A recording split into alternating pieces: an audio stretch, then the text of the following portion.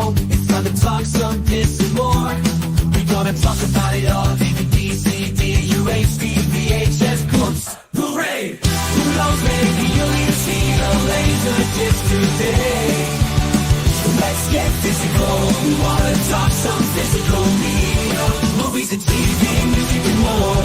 Come check out what we have in store. This is the Media House Stream. It's time for some physical media on FanZcene. I know it was like really popular because it like won some Oscars and whatever, but Jimmy does dance. It's got the Mighty Ducks guy. Got that guy. No! Yes, but no! He's not the Mighty Ducks guy! It's Emilio Estevez! For the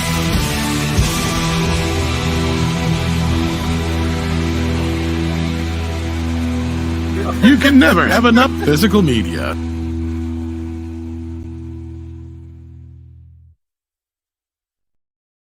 True that. True that.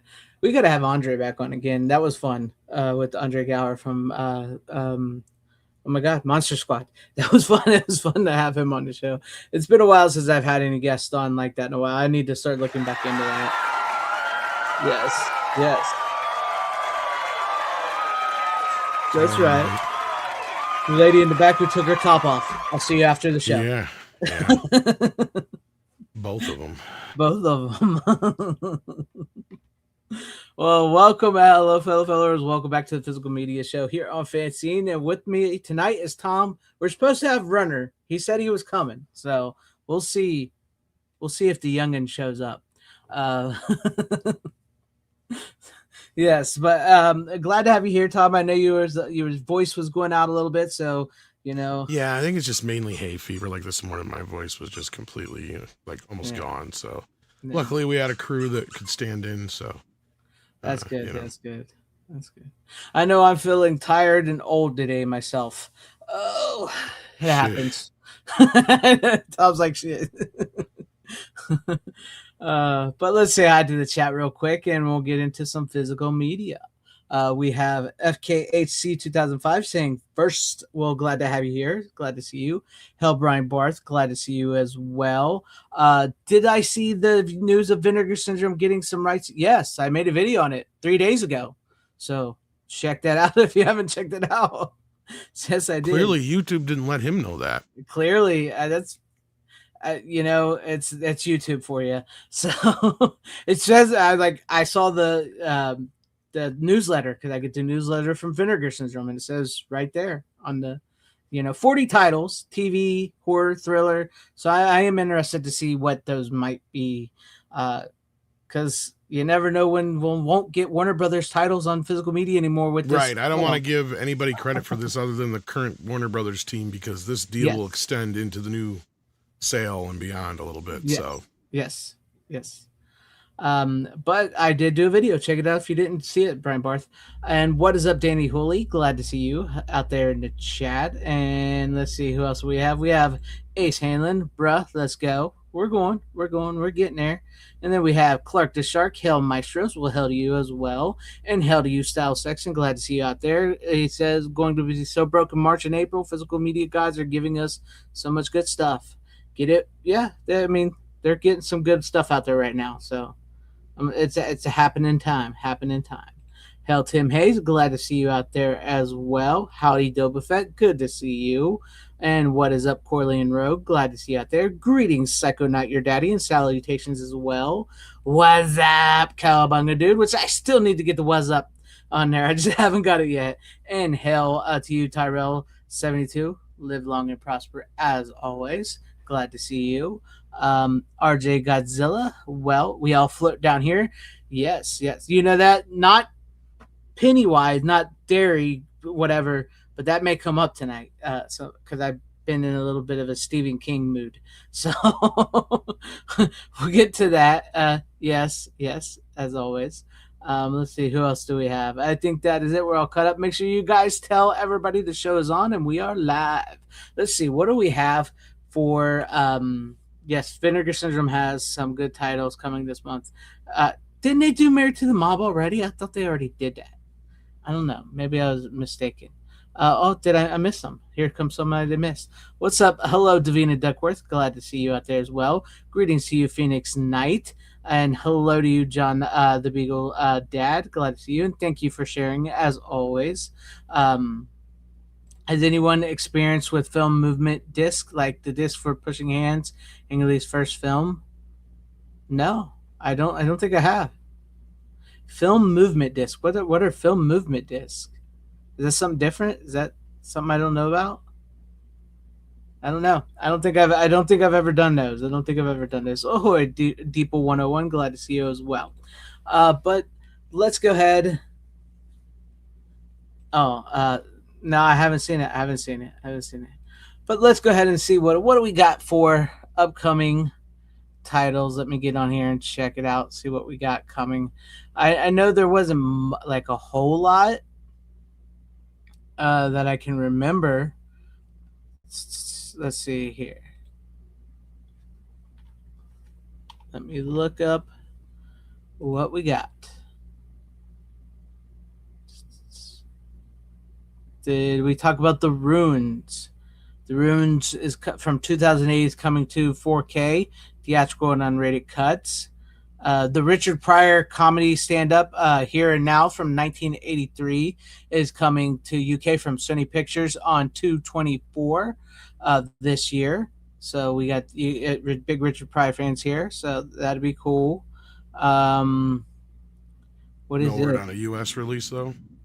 Is it a U.S. release? That's what it says. Yeah, cool. It says coming from Sony Pictures. I'll show you the. It looks legit. It doesn't have the thing on it or anything.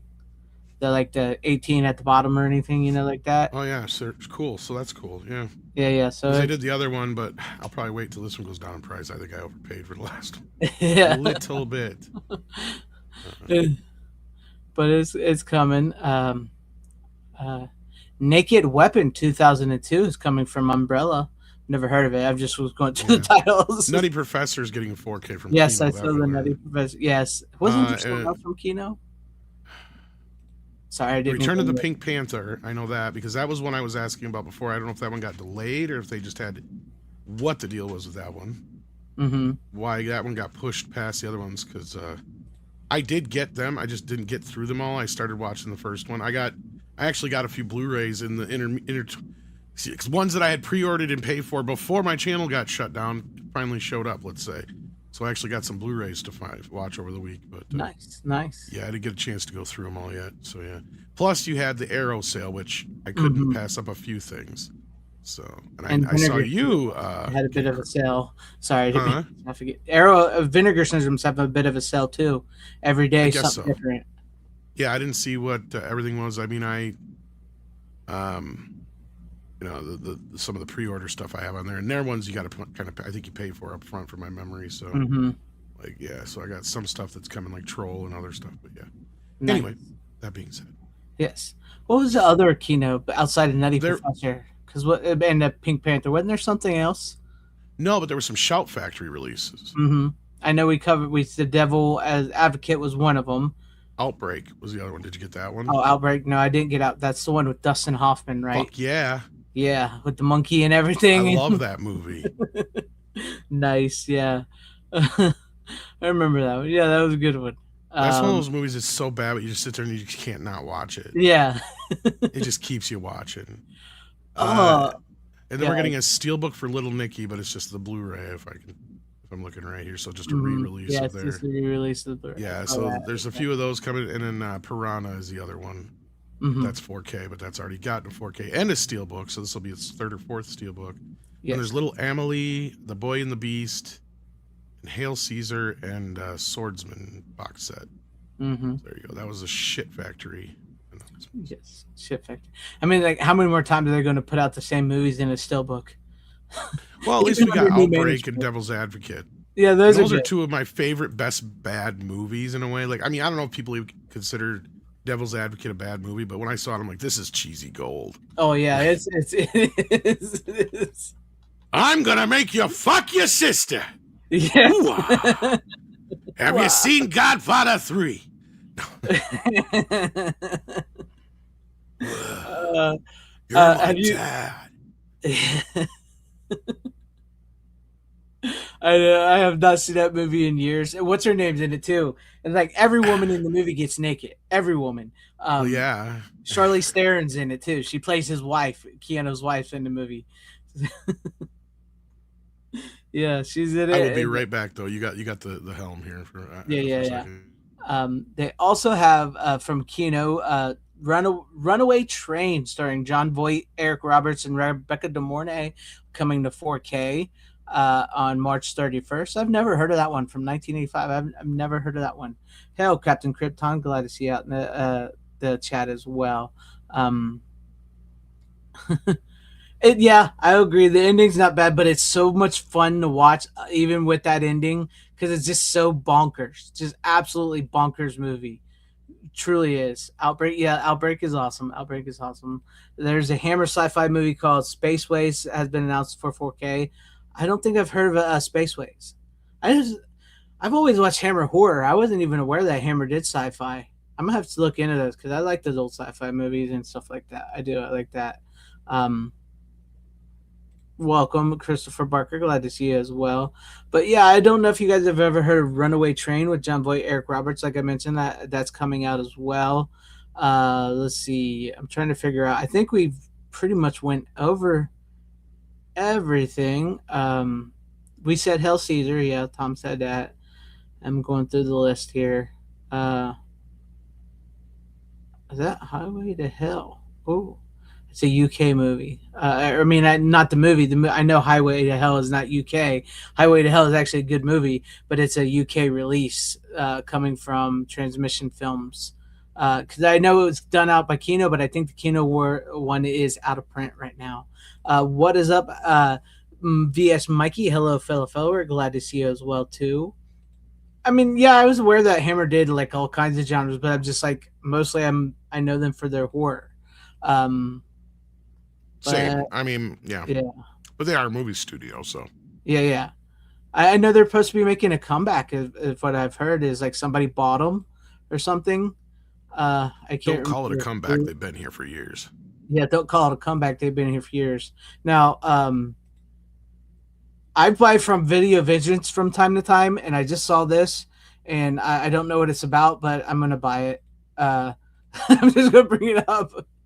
It's called The Vampire Time Travelers, a film by Les Seekley. Not aware of that masterpiece. I don't know what it is, but the artwork has me sold, and the description says something about biting butts. So I'm down for that. Anyways, I just saw that when I was perusing through the for everything. But yeah, I think we got everything. Yeah, I think we mentioned the Swordsman trilogy. Yes. I was mentioning to them. I had never heard of it, but Runaway Train starring John Voight, Eric Roberts, and Rebecca De Mornay is getting a 4K from Kino.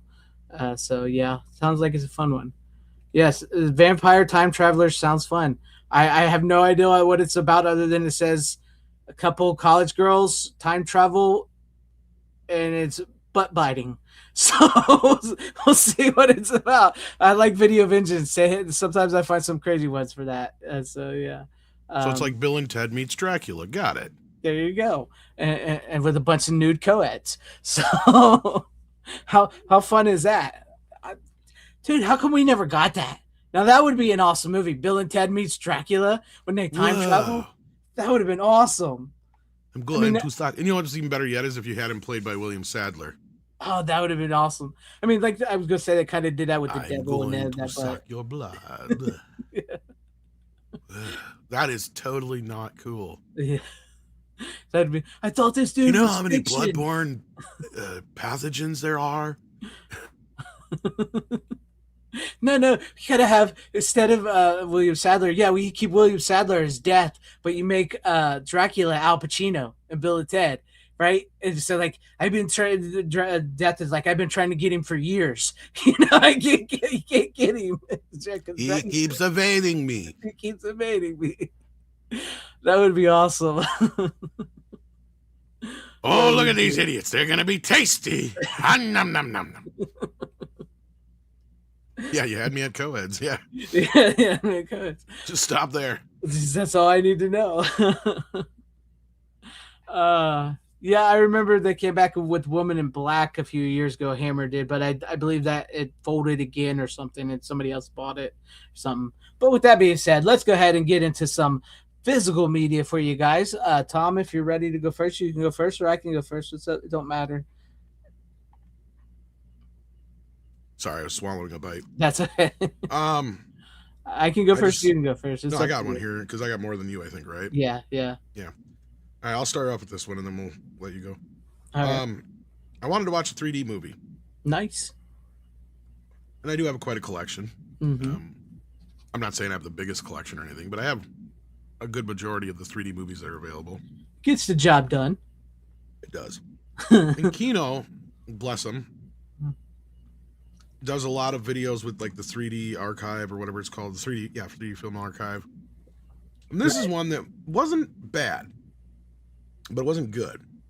But it's probably one of the better shot older 3D films. Mm-hmm. I doubt you've ever heard of it. I never heard of it before I bought it. It is called The Maze The in man. 3D. I may have actually heard about that. Actually. Yeah, so what it's about is it's not a bad story either. It almost feels kind of like a I wouldn't say a Hammer horror, but more like Maybe like a Universal-ish. like type? William Castle almost, but not as Oh, yeah. cheesy. Yeah. Yeah. Kind of going in that direction. Like, cause it's about this couple. They're on the verge of getting married, and this guy gets called off to his uncle's castle. So he takes off and he's said, "I'll be back here," before you know it. He pulls a Michael Corleone and doesn't come back. Mm-hmm. And so she gets all fucking like frustrated and goes looking for him. And of course she goes up to this castle which has this huge maze. I should have saved this fucker for last, actually. Now that I'm thinking about it, shit. This should have been my last movie. But anyhow, god damn it, I should have made this my I last love old movie. movies like this, though, man. So Yeah, like, so they get to this place, and of course he receives them very coldly. And of course they're convinced something's wrong with him. And of course there is something going on. And every night this noise comes throughout the entire castle, and it's this, hideous, like sounding like slushing sound in like a body being drugged kind of thing. right. And they keep finding weird footprints.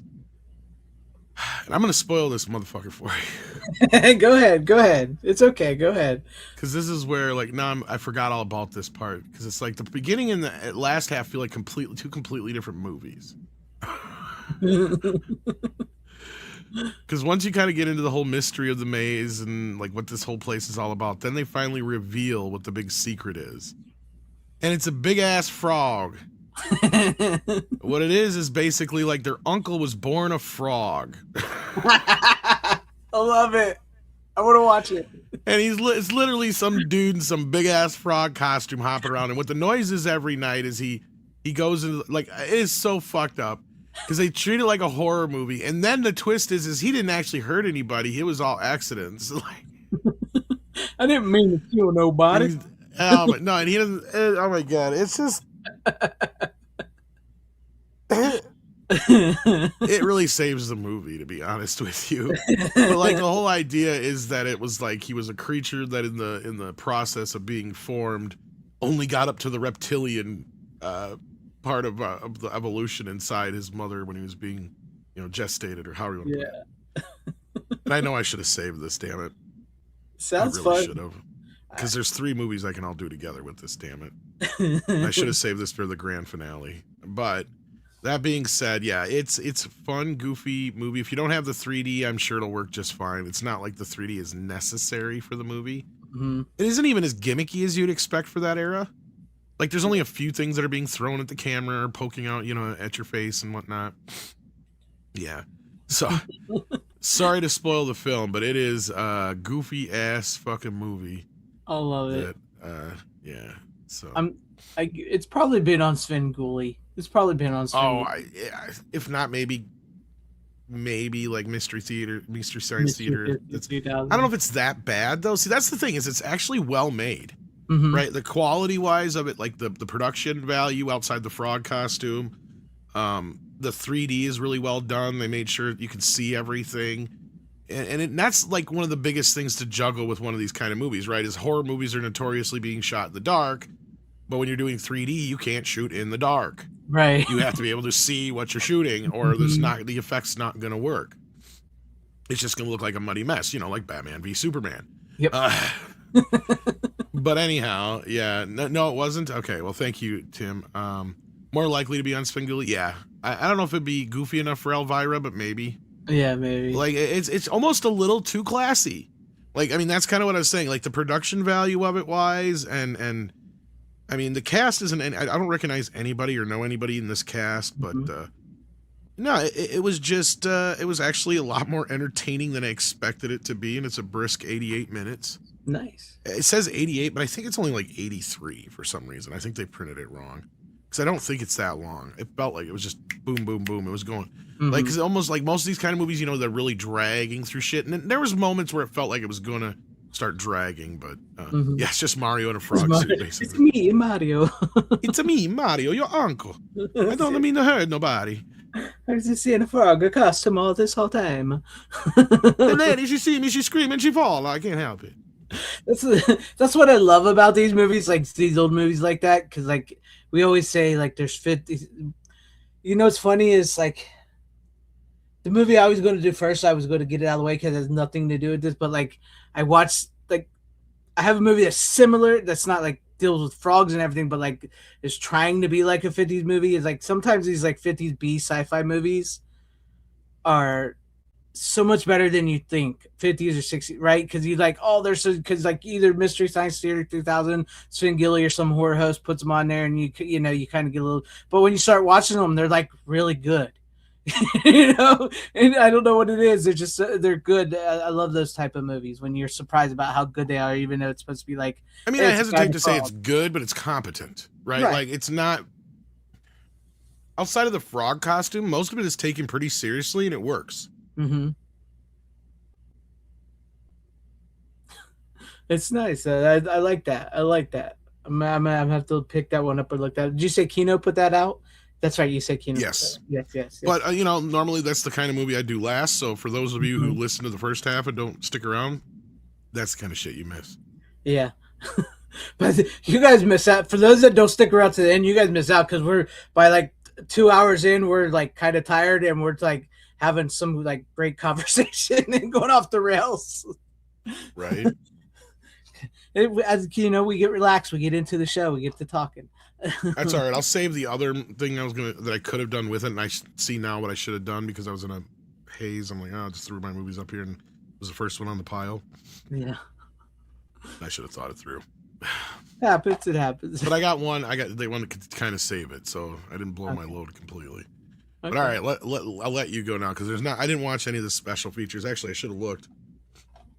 No, I don't see anything here, at least for now. But sometimes what they'll do is they will add other little 3D shorts so they can get released.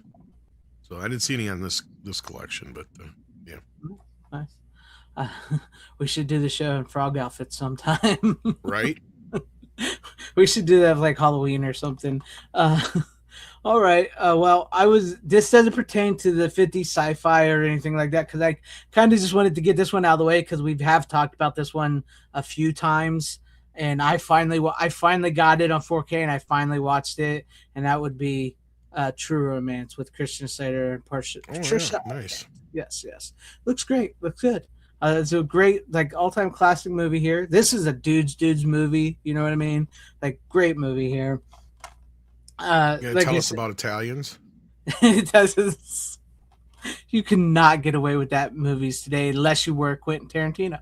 That's the only way you were getting away with that scene in the movie. Period. But no, yeah. This is. Did you ever hear the Moors? Blonde hair, blue eyes, went to darker skin and greasy black hair. So. I like Your ancestor. your great. That means your great great grandmother. Yeah, yeah.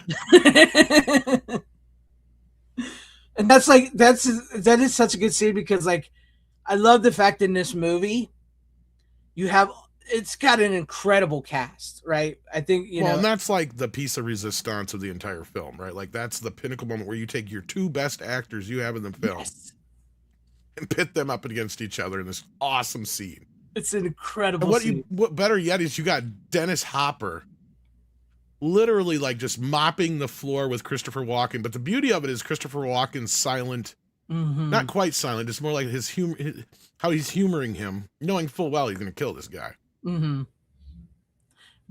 All the way through. I haven't killed anybody since 1984. But no, it is so good, and that's what something I really loved about this. Like, this movie is not afraid to do what it needs to do, and with the incredible cast it has, with the ones that are famous and the ones that were soon to be famous, is like with Gary Oldman, Dennis Hopper, Right. Christopher Brad Walken, fucking Pitt. Brad Pitt, Samuel L. Jackson. They're only in it for like maybe one or two scenes, and they disappear and never come. Brad Pitt stole every fucking scene he was in. And that's what I love about his characters too, because it's something that's so different in this movie that's different in other movies. Is like usually like when people come in, it's like, where'd they go? Where'd they go? And the dude's like, I'm not telling, or they get tortured or something, and he's just like, yeah, I know where they went. They went down to the. Hey, how you guys doing? Like, and he's like, you want to watch some TV? I'm just chilling, watching TV, want to smoke some weed. Yeah, it doesn't phase him like with the guns, everything. He just tells them exactly where they are. And he talks under his breath all the time. Do you catch that shit too? Yeah, he's like, I'll fucking kill you. I was gonna say it's like what's his face from Office Space. Yeah. That's what he does. I'll fucking yeah, man. I clean around here. So it is great. It is great, and I believe that's well before. But Christian Slater and Patricia Arquette are great in the movie as well too. And that's when she was at her peak of hotness in the movie and everything. And both of them were pretty much at their both probably of the them. top of their game at that point. Yeah. And I mean, it's just like you got the script, one of the first scripts from Quentin Tarantino to Tony Scott directing. It's just an incredible movie. Right kid. For the right kid, the one that had the talent. You know how to make a movie you could friggin' watch and you didn't need 12 edits for. Yeah. Put it on your list, man. You'll love it. Love it. It does have a director's cut, but I didn't watch the director's cut. So what is the director's cut? I think that's the version I know at this point. I don't think I've watched the theatrical cut in years. I meant to watch I thought I clicked the director's cut, but I clicked yeah. the theatrical cut, so I just went with it. You know Honestly, what I mean? I don't even remember what the differences are. I think most of it is like, it's kind of funny because I just started watching The Sopranos for the first time. Yeah. But the Gandolfini scene, I think that's a bit more extended because I don't think he gets as brutal with her in the theatrical cut as he does in the unrated cut. And I think I don't know if there's actual full-on scenes. I think it's just mostly bits and pieces that got trimmed for an R-rated, if I'm not mistaken. Correct me if I'm wrong, guys, but it's been probably since the DVD since I've seen the theatrical cut. Yeah, I honestly didn't mean to click the theatrical cut. I thought I clicked the director's cut, and by or the time maybe VHS even, because I think the DVD might have been the director's cut. So I'll have to pop it back in and rewatch it. I got like halfway through the movie and I thought, did I click the right one? It was late at night when I started it, so. But I'll look it up quick. I don't know if there's that much difference, but yeah, I will watch it. But no, I mean it's good. I mean, I did watch I didn't really watch special features, but I did watch the alternate ending, and I'm really glad they changed it because that alternate ending would have sucked, and it makes her look really bad. It does make her out to look like she is a whore. But with that ending, not on purpose, but it feels like, I don't know, it's just a bad alternating. But the movie is great. It's such a good movie in general. Okay, here's the main differences. Like I said, the more extended fight and violent scenes, like I said. And then the main difference is in the theatrical cut, a mobster kills a cop, but in the director's cut, Alabama actually shoots one of the cops. Yeah. So that's, I guess, one of the major differences. I was gonna say, does he still survive in the director's cut? Yeah. Okay, because I watched the like I was saying, I watched the alternate ending. That alternate ending is not in either version of the film. Yeah, she does shoot the cop in the alternate ending, but he doesn't survive.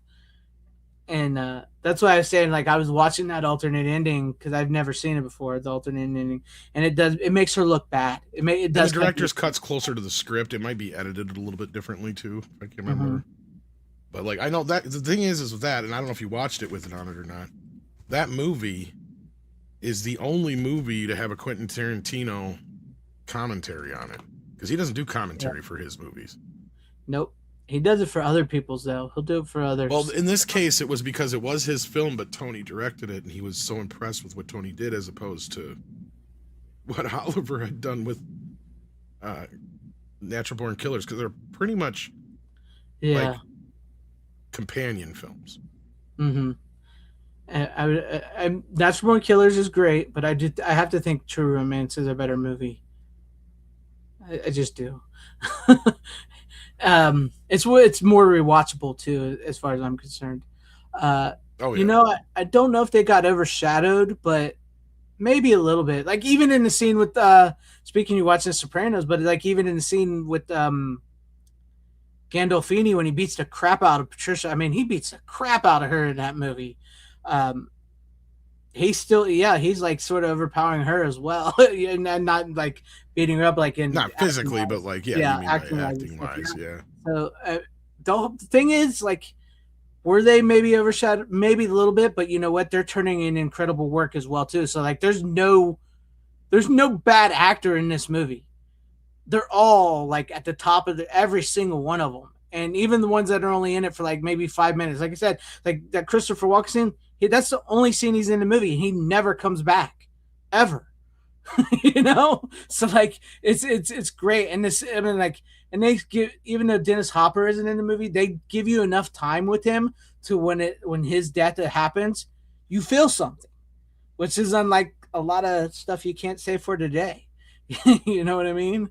And like sometimes they'll introduce character and kill him off, and you're like, am I supposed to feel bad for that character? Because I don't. And in that movie, it makes you feel something for everybody. Even, and yes, I know Runner's not here because he said he was going to be here, but like Val Kilmer as Elvis, the mentor, was good. Even though it never shows his face, it was good. He's good in that. But no, it's a fun movie. It's a fun movie. And we did talk longer about it than I thought we was because I know you brought it on and Runners brought it on. But I finally got it. I got it over Christmas, and I was happy to rewatch it. I need to rewatch the director's cut again. I've probably seen the director's cut more than I've seen the theatrical cut. It's just been a long time, and I clicked it. It was really late at night, and I was by myself, and I was like, I'm gonna watch a movie. So I watched that. So, but anyways, True Romance. If you've never seen it, give it a go. It's a great like Bonnie Clyde type movie with a great cast. Gary Oldman as like the black drug dealer, even though he's not black, is it must be white boy. What's he say? Must be white boy time or whatever. It's so good. It's so good. It is really good. It is really good. But anyways, Tom, if you're ready for your next one, we can go to you or whatever. Because I know. All right. I know I don't have a lot. It's my fault. No, that's fine. Where do I go from there, though, is the good question. Yeah. I think I know where to go from there, actually. Because in that film, which is kind of, I wouldn't say it's biographical, but there are elements of that film that Tarantino borrowed from his life. And he just replaced like the comic book store or video rental place with a comic book store and stuff like that. Yeah. But he was also a big comic book fan. Mm-hmm. So, I mean, that wasn't completely, out of the realm. And at that time that movie came out, there wasn't a lot of comic book films out there, but one that was Captain America with rubber ears. Is that the Shout Factory one or the other one? This is the Shout Factory, but what have we here? Oh, we have the work print version of Albert Pyun's 1990/92, depending on where you were at when it was released, or where it was released, where you were at, I should say. Version of Captain America. Nice. I need to get that. Now, so the big question is, what's the difference? What's Yeah. the quality? What's all this business? What is this, right? Like, I'm sure it's some people's first question. Well, what this is Albert Payun, or Piyun, or how you say it, Young. who sadly passed away not too long ago. He worked for Canon Films famously, and then Canon Films split up, and he worked for 21st Century Films, which is what put this movie out, which I believe was Golan, wasn't it?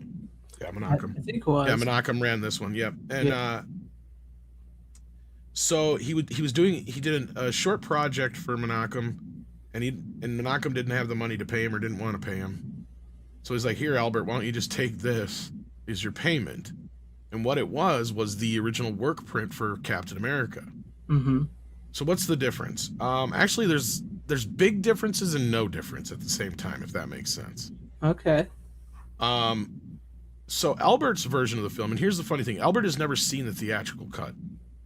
And the weird thing is I don't even know which cut is considered the theatrical cut, because I guess there is like 2 different or 3 different cuts of the quote-unquote theatrical cut as it is. And I don't remember which version I saw initially on Showtime. I don't remember which version I saw initially on video or whatever back in the day, and I just know the version that I have now, right, from Shout Factory. And even in that, there's some choppy moments in it, so I'm wondering if this isn't one of the chopped down versions of the film, right, than the other ones. But that being said, there is like 14 minutes of new footage in here. Unfortunately, most of that new footage is useless, and you can see why it got cut out. And there's other minor reasons why it got cut out too. So that's one thing I will say. Now, the quality of the picture, it's pretty good for a work print. Right. I wouldn't say it's nearly on par with the Shout Factory, which clearly comes from the negative.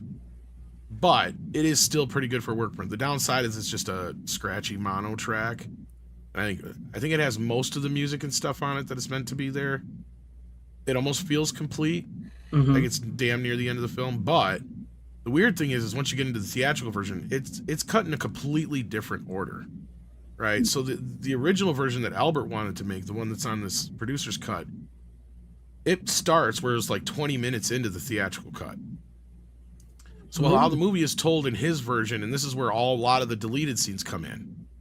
And I wonder if he would have saw the theatrical cut, if he'd have been fine with it, because when I kind of get through this, maybe you'll understand. Because what they did is like it starts in the modern day, where Captain America. Well, actually, it technically starts where Captain America he's on the rocket ship. You have zero explanation. It just starts out like that. So that's one of my main problems. First off. Okay. So it starts off like that. He gets, trapped, and then jumps ahead in time. He wakes up, and he's in the modern day. And he keeps flashing back through, like, dream sequences and just memory sequences to all the stuff that happened to him back in the day. But the core of the film is all taking place in the modern day. So what they did was delete all the tissue that made it we're going to go back and look at what happened before movie, and just cut the entire movie in chronological order. And what that did was chop out the fat. So at the end of the day, the better version of this film is the theatrical cut. Right. Because they are basically the same fucking movie.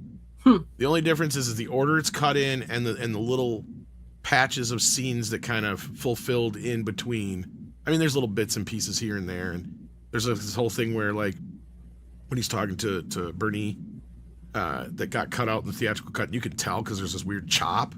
Yeah. Which makes me wonder if some of that isn't in the other version that I was talking about still. Because it's this whole little section where she's talking about, clearly she doesn't know what Steve's getting to, but he's probably going to be a spy, which scares the hell out of her and all that kind of stuff. None of that, I think, is in the theatrical cut. It just chops all that out, and she's just like, sad or whatever. Yeah. Because he's leaving or whatever. Right. But other than that, there's like a little documentary or interview with the guys who kind of got this thing together, because it was Albert's like dying wishes to get it out there to the fans. And so they spent the money to scan it and all this other kind of stuff. And to have it as a nice collectible is another part of kind of like almost like a 2-disc edition of that. That would probably be like the perfect 2-disc edition of this film, I guess. I mean, does it deserve a 4K version? I don't know, maybe. I wouldn't mind seeing a 4K with both versions on it. But yeah, I would too. Yeah, that's interesting. That's on his website, right? You can buy that on his website. I don't know if it's still available, but yeah, there was a 4K version, but it wasn't scanned in 4K, guys. Just so you know.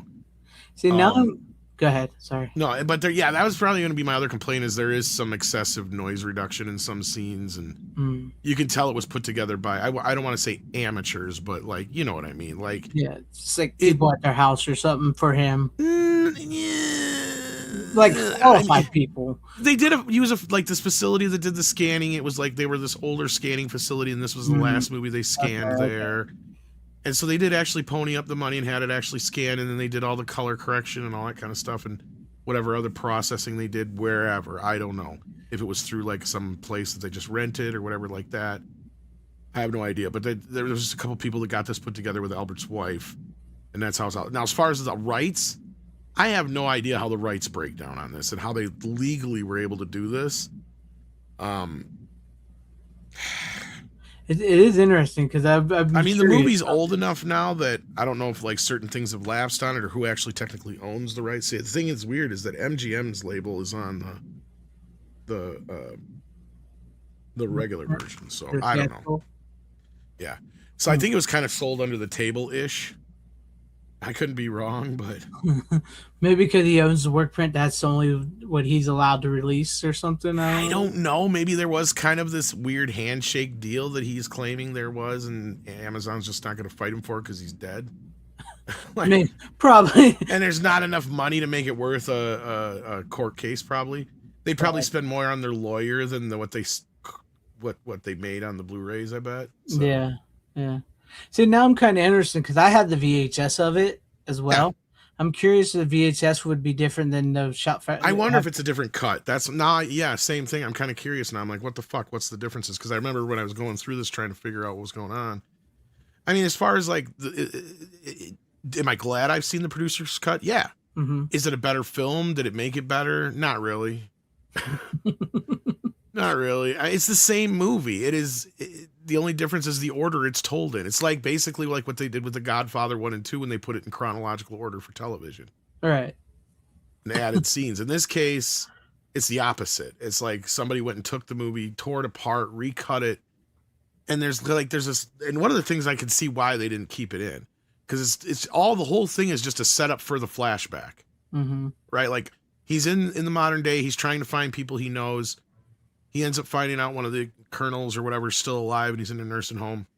So he goes to talk to him. The guy looks like shit in this weird fucking makeup they gave him to make him look old. So it's a character from the old flashback. Yeah, and that whole thing is just to set up the flashback. Right? So that's what I'm saying. So like a big portions of what's been cut out in quotations was just padding to kind of get you from A to B that you don't need anymore because we're just telling the story from the way it happened in order. Right. So you don't no longer have all this little interstitial connective tissue making it a flashback or he's kind of telling the story kind of thing or anything like that. You know what I mean? Mm-hmm. So like all that kind of shit's gone in the theatrical cut. And it's a better film for it overall. Because I mean the producer's cut or whatever, the director's cut, sorry, not the producer's cut. Yeah. The director's cut runs at about, the theatrical cut would technically be the producer's cut. The theatrical cut runs at 1 hour and 50 minutes.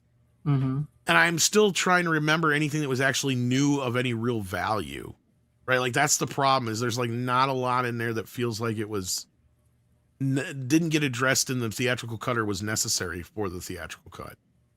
So, I mean, it's just one of those kind of movies. Again, the older I get, especially as an editor, the more times I see, I understand why they cut it this way now. Yeah. That's why it's like same thing as I'm not much of an editor, but like when I was watching Bulletproof, I started to notice where things could be clearly edited out. And from what I understood, somebody left a comment on that about that. They said with the Bulletproof is that the director said that he was making an hour and something, almost like a 2 hour long R-rated comedy, like we mentioned, like 48 Hours, and the studio started bringing in 13-year-olds, he said, and he knew they had a problem because they started chopping it up for to get a PG-13 rating. So, and wasn't it did Peter Berg direct that, or who directed that? The guy that directed Demon Knight. Oh yeah, that's right. Because for some reason I think I've heard that story. Yeah. Maybe, now that you mention that, it's like, no, maybe I have heard it to where that's where, yeah. So I guess that's how that happened. But no, I'm curious now. Because I got the Shout Factory Blu-ray of Captain America, and I actually have my VHS copy I grew up with of Captain America that I kept onto all these years. And so now I'm curious. Maybe I have to put it in and watch them and see if there's any differences between the Right. Blu-ray and the VHS version, see what's different. So that's interesting. I do want to get this. Maybe I'll have to try to see if I can find this one. Yeah, it might still be available. I don't know. I know they had a website, like you said. I think it's like puniverse.com or something like that. Remember right? Yeah. I'm trying to find it on here. Yippee-ki-yay Videos who put it out, if that helps. Oh, right here, www.yippee-ki-yay-mothervideo.com. Try that. That might be the best place to start. All right. I will definitely check that out. But that is interesting because I've heard for years like even the guy that played Captain America and they all said like when we signed on to do this movie, it was a much different movie than what you're seeing. The script was so much more. It does kind of have a little bit more of a somber, serious tone than the theatrical cut does, which I am kind of surprised that they went with the more lighter tone cut of the movie when they were doing that, because you got to remember this is 2-3 years after Batman, right? Not even at that time. I mean, that's the weird thing is the question is when was this movie made and released, because some places say 1990 and some places say 1992. So like I'm not sure what the fucking real deal is with that. My guess is they did a small theatrical release in 1990 and then it sat on a shelf until it was recut and put on video. So that's why I'm thinking, I don't know if the cut you have is any different than the Shout version. I'm thinking the actual theatrical cut might be different, though. I bet it is. Which would have been the cable version. Yeah. So you would almost have to find like somebody who recorded it off a cable to compare that to the video. Because for those who don't know, back in the day, like when HBO and Showtime would get the movies, they weren't just getting straight video copies of the films like you would at a video store. And I found this out because 2 reasons. Ghostbusters was released in Letterbox on VHS, and it was clearly not shown in Letterbox on HBO. And it had a brand new pan and scan version. 2, Gremlins 2 had the theatrical Hulk Hogan scene in the Gremlins 2 version on TV, as opposed to the video version, which had the John Wayne scene. Yeah. So that keyed me into that. And there's a few other movies in the past where I've noticed little differences. Of Jaws: The Revenge was another big one. That was one of the first times I noticed, like, wait, what the fuck? Like, because I saw the video version with that original end, or not the original, the recut ending. And then my cousins taped Jaws: The Revenge for me off of HBO. And I watched the tape, and all of a sudden at the end of the movie, it does that weird ending. And I'm like, what the fuck is going on here? Yeah. So, yeah. Yeah. Yeah. So, like, they did that. So, like, I'm assuming maybe the Captain America version that was on, I think Showtime had it. Because I remember, here's the weird thing is I saw that movie out of happenstance. I didn't even know it fucking existed because none of the video stores around where I was got it. And it just must have gone under my radar as far as not getting to see the trailer for it. Because I guess here's the thing, kids, I didn't actually get to see Batman in theaters because I was naughty and was grounded that summer for stealing Batman cards. That was my punishment, is I didn't get to go see Batman in theaters. And believe you me, that is quite a punishment now to this day. It still was sticks a pretty with me. bad yeah, that's a bad punishment. That is like somebody saying, you know what, you fucked up, you're not going to get to go see Star Wars, and then fast forward 50 years going, yeah, I had a chance to go see Star Wars and I fucked it up. Yeah. Nowadays it's like, you don't get to watch that show on streaming, give me your tablet. Yeah, right. I mean, no, like there was no, like, that's it. That was the only Batman movie I have not seen in the theaters. Any Batman, period. The only Batman movie I have never seen in theaters. That's pretty. Aside from the Adam West one, I guess you'd have to say, because that would eat at me for my life, man. That would eat at me for my life. Oh, it fucking does. I'd be like, oh, it fucking does. I could have saw that Keaton and fucking Nicholson. Well, to make matters worse, it was almost like my mom was like happy about it, in a sense that she kept hearing that the movie was so dark and all this other stuff, which is weird because my mom never gave a shit about that stuff before. It's like, I was sitting here thinking, she lets me watch Rambo and shit. Why all of a sudden in RoboCop? Why all of a sudden is she fucking worried about Batman? Yeah. But she was like, and so it was almost like when she's like, it was kind of like when the punishment was brought down, it was almost like that kind of like, and I'm glad because I've heard it was such a horribly violent and dark movie and you don't need to be seeing it anyway. And then the funny thing was, of course, my dad bought it for me for Christmas on VHS. I'm sure he making it felt up for you. bad, but like, He was making it and up then my for dad you. ended up loving the movie, of course, on top of it all. It was a double gift because he knew he would like it and he wanted you to have it. So Oh, I think that was kind of where he was pissed because yeah. I think he wanted to see it. I think Not he was only- more mad at me that I got trouble because he didn't really like going to the movies too often, and he did go see Ghostbusters 2, which was kind of a rarity. And so I know he would have went to see Batman. I know that was part of his plan, but I fucked up, and it was like that week in between there is where I fucked up. So I think that was kind of where he was like, yeah, I'll sit through Ghostbusters 2, but then next week we'll go see Batman or whatever it is, or the week after when it came out.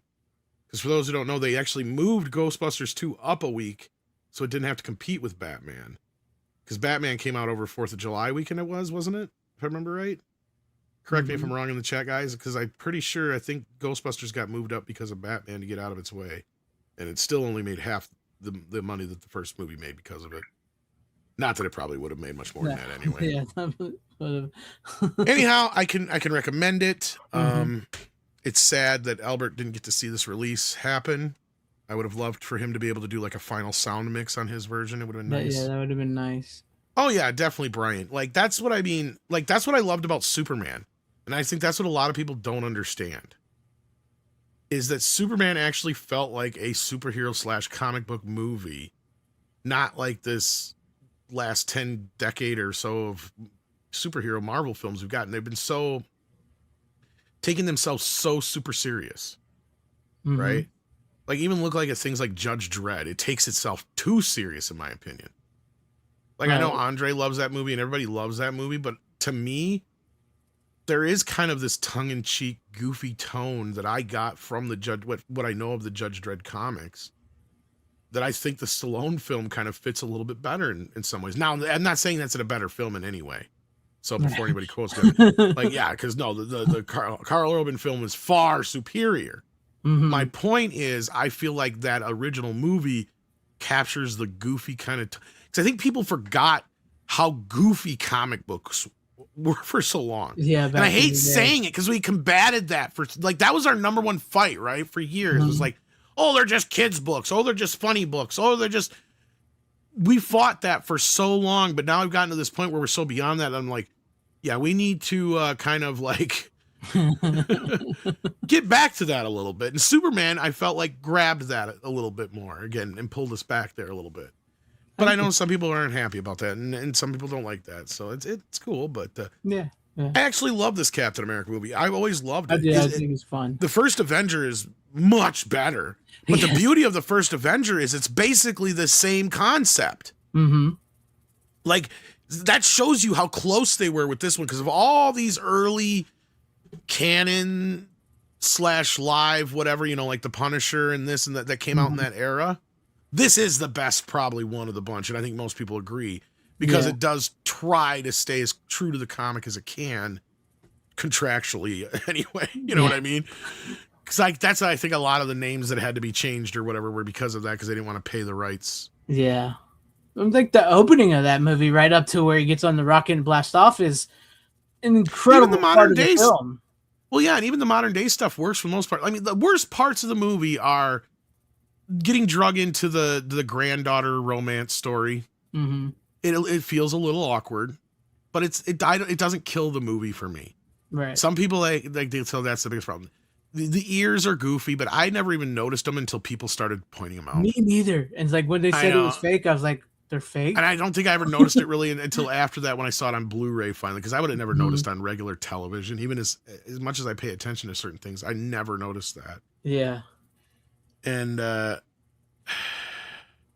I never finished my story about how I stumbled upon the movie to begin with. No. Because we were this place that my dad was working at. They had like this big Christmas party at this hotel in the Dells. And I'm sure if those are familiar with Wisconsin, you know of Wisconsin Dells. So this was years and years and years and years and years ago, but it was this big, huge indoor kind of like one of the first indoor hotels with a bunch of water stuff and all that business. But what they did have is cable, obviously. And I didn't have access, like I said before, to Showtime and HBO and a lot of that kind of stuff till later in life outside of when I lived for a brief period up near La Crosse. And anyway, so this was I was taking in as much as I could as far as like that night of Showtime and HBO, and I was pissed because my parents wouldn't get Terminator 2. Okay, so this kind of half-ass answers our question. So it was already showing on cable at this point then. Because Terminator 2 came out in 1991. So Terminator 2 was still in theaters, but this is where they had the hotels. I don't know. You guys, if you're too young, you don't remember this. But those who are older in the chat will remember this. You could actually get like pay-per-view early films before they were on video in hotels. Yep. So like you could have rented like, but it was like 20, 30 bucks. You guys got to remember, this is back in the late 80s, early 90s. So like that's a lot of money, right? Like $20 for a movie, $30 for a movie. I mean, that was more than a VHS in most cases sometimes. So like I was begging and pleading with them to rent Terminator 2, and they wouldn't. So I'm scoping through, and I ended up seeing Eve of Destruction and Captain America came on. I didn't even know there was a Captain America movie. Right. And all of a sudden I'm just watching this movie, and because the way the original starts out, and I don't know if I caught the beginning or not, because I didn't even know if I knew I was watching a Captain America movie until all of a sudden it was like, oh my God, I'm watching a Captain America movie. Because because I don't think I saw the beginning. Yeah, he don't put the costume on for a long time. The costume doesn't come on until like 15, 20 minutes into the movie. And yeah, and that bit's not that long compared to and that's where I think the first Avenger does a bit better job, obviously. Is where it kind of gives you a bit more, like, the whole, like, the reason that's a better film, obviously, is everything to do with the boot camp, Tommy Lee Jones's character, the doctor character, sorry, all the stuff with Peggy, him being, the soldier, which they do have that, like, you're the solo soldier, but he only goes on, like, one mission. Or a couple missions, I think, basically in the movie, and that's it. Compared to the other one, which really shows him doing his thing, right? Like I really love that movie. Like that is the most undersung film, but it's just goes to show you how great of a character and how great of a concept this was. That even the lesser value version is still pretty damn good and better than most TV movies and stuff at the time. Now, if they'd have done a TV show off of this, I think it'd have been great. Yeah, I personally think that Captain America movie and the Punisher movie are probably the best two to come out of that. Like you were saying, like the Captain America is definitely the best, but I think that Punisher movie is underrated. It is good. It is undersung a little bit. It is undersung. Yeah, he doesn't wear the skull, and some things has changed. But if you like read some of those early Punisher comics and watch that movie, they're very much similar and in the same tone. There's, I think they nailed it pretty good in that one for what it is. But yes, and this Captain America one is, like I said, that opening where he fights the Red Skull. Like the biggest problem I think for this one is like, the other thing was the Red Skull. That was what I was going to say is the biggest problem. Yeah, like the makeup they put on him after he's the Red Skull. Like, the actor is fine, but playing him as Italian and the makeup is yeah, and he's an Italian and everything and all that. So yeah, still a Nazi, just an Italian Nazi. I don't understand. I somebody explain that one to me. I guess because of the actor. And good night, John the Beagle Dad, and good night, Phoenix Knight. Thank you guys for hanging here. But yeah, was that what it is, or did they want to make it to where he had a tragic background or whatever? Because I don't even know if that's part of his original story. No, he's not Italian. No. I mean, because like they basically gave him Magneto's background. Oh yeah, sort of like No, I think in my memory, like of the original Red Skull, he was all gung ho and ready to do this shit, and he had no other kind of like thing. That he was just a Nazi soldier or captain or whatever. Yeah, he's one of the few villains still today, that is just pure evil. There's no redemption. Well, yeah, because he's a fucking Nazi. Exactly, and that's why being a Nazi meant something. Damn it. Exactly, and that's why I also love the first Avenger as well too, because like you get Loki. Yeah, he's a villain, but he's also a good guy. And I love the Winter Soldier. I think the Winter Soldier is probably one of the best Marvel movies ever made. But at the end, he's also brainwashed, not a bad guy. And the Red Skull, he's a fucking bad guy, and he doesn't give a shit at all. He's good. He wants to become superhuman power to take over the world and kill anybody who's in his way, and there's no redeeming him. Period. No, actually, now thinking of it, probably the reason you're right, it might be the actor, because the movie was probably shot in Italy, most likely. I believe and so they had to have X amount of the cast and crew Italian.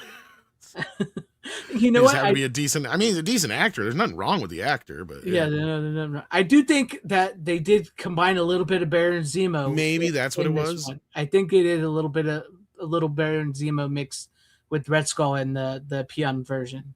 So, But yeah. yeah, that being said, check it out. I mean, I don't even think it's like outrageously priced, and as long as you can get, is available. So like, I think I paid $20, some 20 some bucks Oh, for that's it not with bad. plus That's not shipping, bad. and they're pretty quick about getting it out. So I don't know. I know it comes directly from them, whoever it was that put it together. Those Yeah. guys, so the Puniverse people.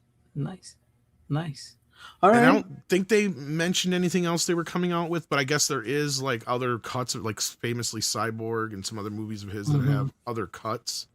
But this is the main one, as far as I know, that he has a print of. So yeah. And then, so who knows where the prints are for Cyborg and all that? Who's got all those? So Well, MGM and stuff has all those, but I mean, as far as like whether or not the extra stuff still exists, that's the thing with this Captain America. Like, it's probably a miracle that Albert had this work print, or these scenes would probably be lost forever. I guarantee you they were lucky. That's probably why the version that's on this disc is that version that it is, if it is cut down. And I bet you, I'm willing to bet it is cut down by a few minutes, because there is some jump cuts. Because I noticed them, because I was really paying attention this time to see what the difference was.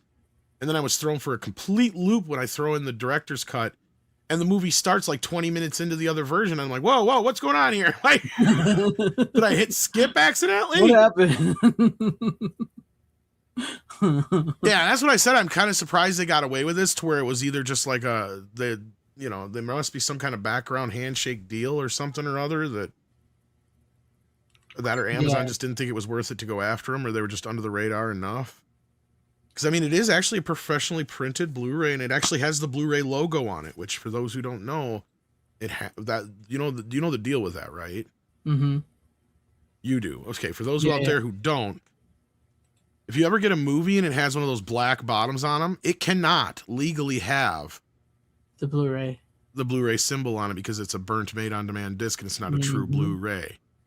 This is a true Blu-ray. Yes. It was, so it can legally have the Blu-ray label on it. So this is what I'm saying. This seems so legit that I wonder if there wasn't some kind of handshake deal or something or other between Payun and Menachem, where he could release it at some point. And he just had to do it himself, maybe. And it had to be this version or something like that. I don't know. Which is weird. You would think Shout Factory would have gone out of their way when they did the other version to get this like, that's because at that time, that's when Shout Factory was doing that kind of shit. That's what kind of boggles my brain, because especially considering he would have had the movie at that time. I can't believe, maybe he did try, maybe there was some legal loopholes or problems at that time. I don't know. But that is never fucking explained in any of this shit. That's crazy. According to Captain Krypton over there on that Yippee-Ki-Yay website, you said they have pre-orders for Slinger, the Cyborg director's cut. There you go. So maybe he did have a work print of Cyborg as well. I was going to say, I think they kind of hinted that they had, they mentioned some of his other films that he did have cuts for that they weren't sure if they were ever going to get out. Like Cyborg was one that they said his VHS was like cobbled up together of a bunch of different stuff that he had made. So he mentioned Cyborg, but he didn't say they had it. So if they have it, that doesn't surprise me. So maybe there's some deal they're working out behind the scenes. But again, like I said, this screams for Arrow or Vinegar Syndrome to come in and save this movie, because it could use like a good polishing. And basically you just scan the negative, and whatever scenes you can't use from the negative, you use from the work print. You redo the sound mix. Boom. Because actually the theatrical cut has a pretty good sound mix on it. I was kind of surprised watching it this time, noticing like, God, sound mix on this is not half bad. Like for the time period and how cheap it was. Because for those who don't know, back then in the late 80s, early 90s, for a movie to get a good stereo sound mix was a hit and miss. Yeah. Nice. I definitely need to pick that one up, and maybe the Slinger. Yeah, Nemesis in 4K would be great. Shit Factory, Tom, not Shout Factory.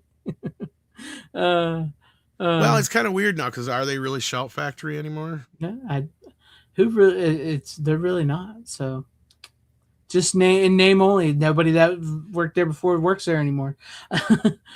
All right. What do you got? You want to do another one before I do mine, or How many more do you have? I have two.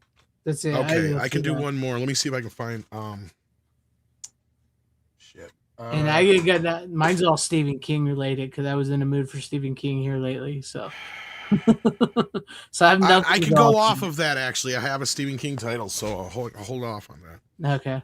Okay, this is one that I know I've seen as a kid, but I barely remembered, and I finally broke open. And I see why people are saying that it needs a 4K, and I have a feeling it's going to get the same treatment as Black Tron, Hole. the Black Hole. Mm-hmm. Excellent Disney film. Mm-hmm. Come out in that weird era for Disney, but it doesn't feel like a Disney movie, and it's not meant to be. I would like, speaking of director's cut, that's what I would like is the more slightly gorier version of this movie, because for those who don't know, this movie was famously cut down to get a PG. Because back when this movie came out, there was no PG-13. Yeah, it was PG or R. That's what you get. Yep.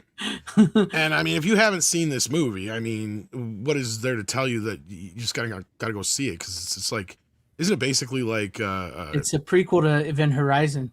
Well, I was gonna say, isn't it basically like, God, what the hell, Treasure Island in space? Yes. Yeah, it kind of is what it is, and some really cool effects and robots, and I guess it had one of the first motion controlled capture camera systems they used for it. Before they even had all the other more computer driven ones or whatever, the special effects. I mean, and it looks really good on this Blu-ray, so I'm sure it probably was scanned in 4K maybe. And this didn't come out that long ago. It came out in 2019, so I'm sure it is. Yeah. So we'll probably get one eventually here. But yeah, no special features. I don't even think it has a menu. Yeah, it went like right to the fucking movie. One of those Disney, whatever. Yeah, the exclusive ones. Yeah. Which is weird that it was. Like, because there's a couple of those titles like this, Honey, I Shrunk the Kids and stuff like that. I'm going, why is this a Disney Movie Club exclusive? Exactly. It's like these are big sellers. Why? The Mighty Ducks? Why? Yeah, and Goofy movie, the first one at least, too. I mean, the fact that fucking Rookie's like, the Mighty Ducks guy tells you that movie should be out. Mm-hmm. Even like the Three Musketeers one, too. Especially that one. Like, so that's when I want a 4K bad. That's when I personally want one. Yeah. Yes, I love that movie. But it's funny that, like, Slim Pickens and Roddy McDowall don't get credit for doing the voices of the robots in the movie. You can't even tell it's Slim Pickens, really. Yeah. But you know what's funny is I'm starting to wonder if this is why my dad. It just dawned on me, like when I was watching it this time. Like, is this why my dad thought for years that Roddy McDowall was C-3PO? Because he did for the longest fucking time. For the longest time as a kid, I thought it because that's what my dad said. Until I realized that it was a completely different person. And I had to finally tell my dad that. And he's like, what? No, it's Roddy McDowall. And I'm like, I see, you can see it sounds like him, but it's not. But I'm starting to wonder if now he didn't just kind of through a, just mix it drunken up. Memory hole, mix the two up. Because he probably saw this movie and just like, oh yeah, it's like Star Wars. Yeah, it's like Star Wars. So many people's dads was like, this is Star Wars, ain't it? No, Dad, this is Star Wars. You kids in your goofy movies. The menu fell down a black hole. That's like that. But yeah, where's some special features? I'm sure there had to be like a making of documentary at the time for television. Yeah. Where's that? I mean, if anything. And Anthony Perkins does this, right? If I remember. Oh, great fucking cast, right? Yeah. Like Anthony Perkins, Ernest Borgnine. Yep. Joseph Bottoms. Robert Forster's great in it. Mm-hmm. And then the bad guy, Maximilian Schell. He's all right. Yeah, no, it's an interesting release for Disney. Because it's probably one of the most least Disney movies. Oh yeah, it makes you wonder, Rodney, if Roddy McDowall wasn't basically like kind of what was being channeled when Anthony Daniels was doing it. Yeah, because it almost is kind of that same kind of voice that Roddy was doing for Planet of the Apes. Mm-hmm. That very pretty kind of, oh my goodness, humans, gross, disgusting, kind of shit. Yeah, British. Yes, extremely British and uppity and all that stuff. Like, you're all beneath me. Why must I? But he just made him into a gay butler, really. But Yeah, I mean, it's true. No, you're right though. This does need a 4K, and I think it was scanned from the look of it in 4K because it looks like a fairly decent scan. I mean, I'm watching it going. I mean, it would benefit from one, but I don't know if it would even look that much better because I think this is the scan we'd get. To be honest with you, 9 times out of 10, if anybody's got Disney Plus, I bet you if you go check on Disney Plus, it's probably 4K on there.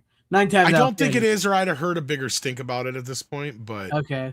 Which surprises me because, like, I know, like, still to this day, like, Black Cauldron is, but doesn't have a release. Yeah, I know that sucks. But I have the Blu-ray release, and I know that Blu-ray release is from that 4K scan. Mm-hmm. And there is a handful of other ones that do, and Disney's supposed to be getting around to them, so yeah, we'll see. We'll see. No, but that was other Blu-ray news we didn't get into earlier. I forgot to mention. Okay. They are bringing the Beatles. There's rumors going around that they are prepping the Beatles anthology for a Blu-ray release, at least. I was hoping to be 4K, but it sounds like just Blu-ray. You would think they would put that one on 4K. That would be. You'd think that would be a good seller for them. But no, I've often heard for years people will say that this is an unofficial prequel to Event Horizon, which in a way, kind of. So, if posh, you, that's the word I was looking for. Yes, very yeah, posh. All right. So yeah, what can I do? Because I got technically 4, but 3 titles, 3 turns left. I got 2, so okay. I could do 1, then you could do 2, then yeah, go ahead. Do 1, and Let's then you do can it do that 1. way. Okay. So one of the reasons why I don't have more, and I never finished the 4th movie I was watching, because I wanted to finish this because I got into it, and that is Castle Rock Season 1, which I've actually had this since this came out on Blu-ray, like 2019. I want to say this came out. Yeah. So something like that. Yeah, I've seen the first season. Didn't hate it. I actually really, really liked the first season. I think I will probably revisit the season years down the road, years down when I feel like it. I do have some problems with it. So, but like it has Bill Skarsgård is in it. Scott Glenn is in it. Sissy Spacek is in it. And they're the 3 best actors in this whole show. They're acting circles around everybody in this damn show, because everybody else in the show are like TV actors. You know what I mean? Not that they're bad actors, other than the main guy is not very charismatic. But yeah, so this is a good show. If you're a Stephen King fan, I would recommend it. I'll try to explain the plot of it without spoiling anything. This guy, what is his name? The actor. I know who he plays in the show. I can't remember the actor's name. Andre something is his name. So like the warden of Shawshank Prison, the warden kills himself, played by Terry O'Quinn. And that's how it opens up. He opens up with him putting a rope around his neck, gets it, ties it to a tree, gets in his car, floors it off the cliff, and kills himself. Right.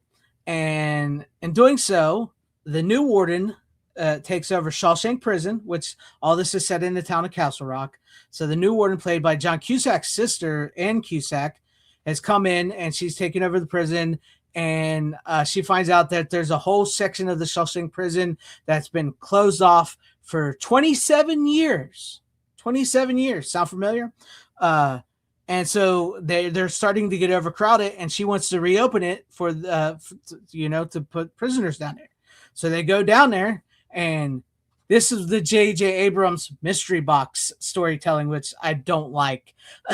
So they go down there, and they find in this thing way down in the bottom of the prison, this down there, there's a man or kid. Well, they call him the kid. He's Bill Skarsgård, locked in a cage all by himself in the dark, and who knows how long he's been there. And they get him out, and he says one name, Henry Deaver, and that's all he can say at first.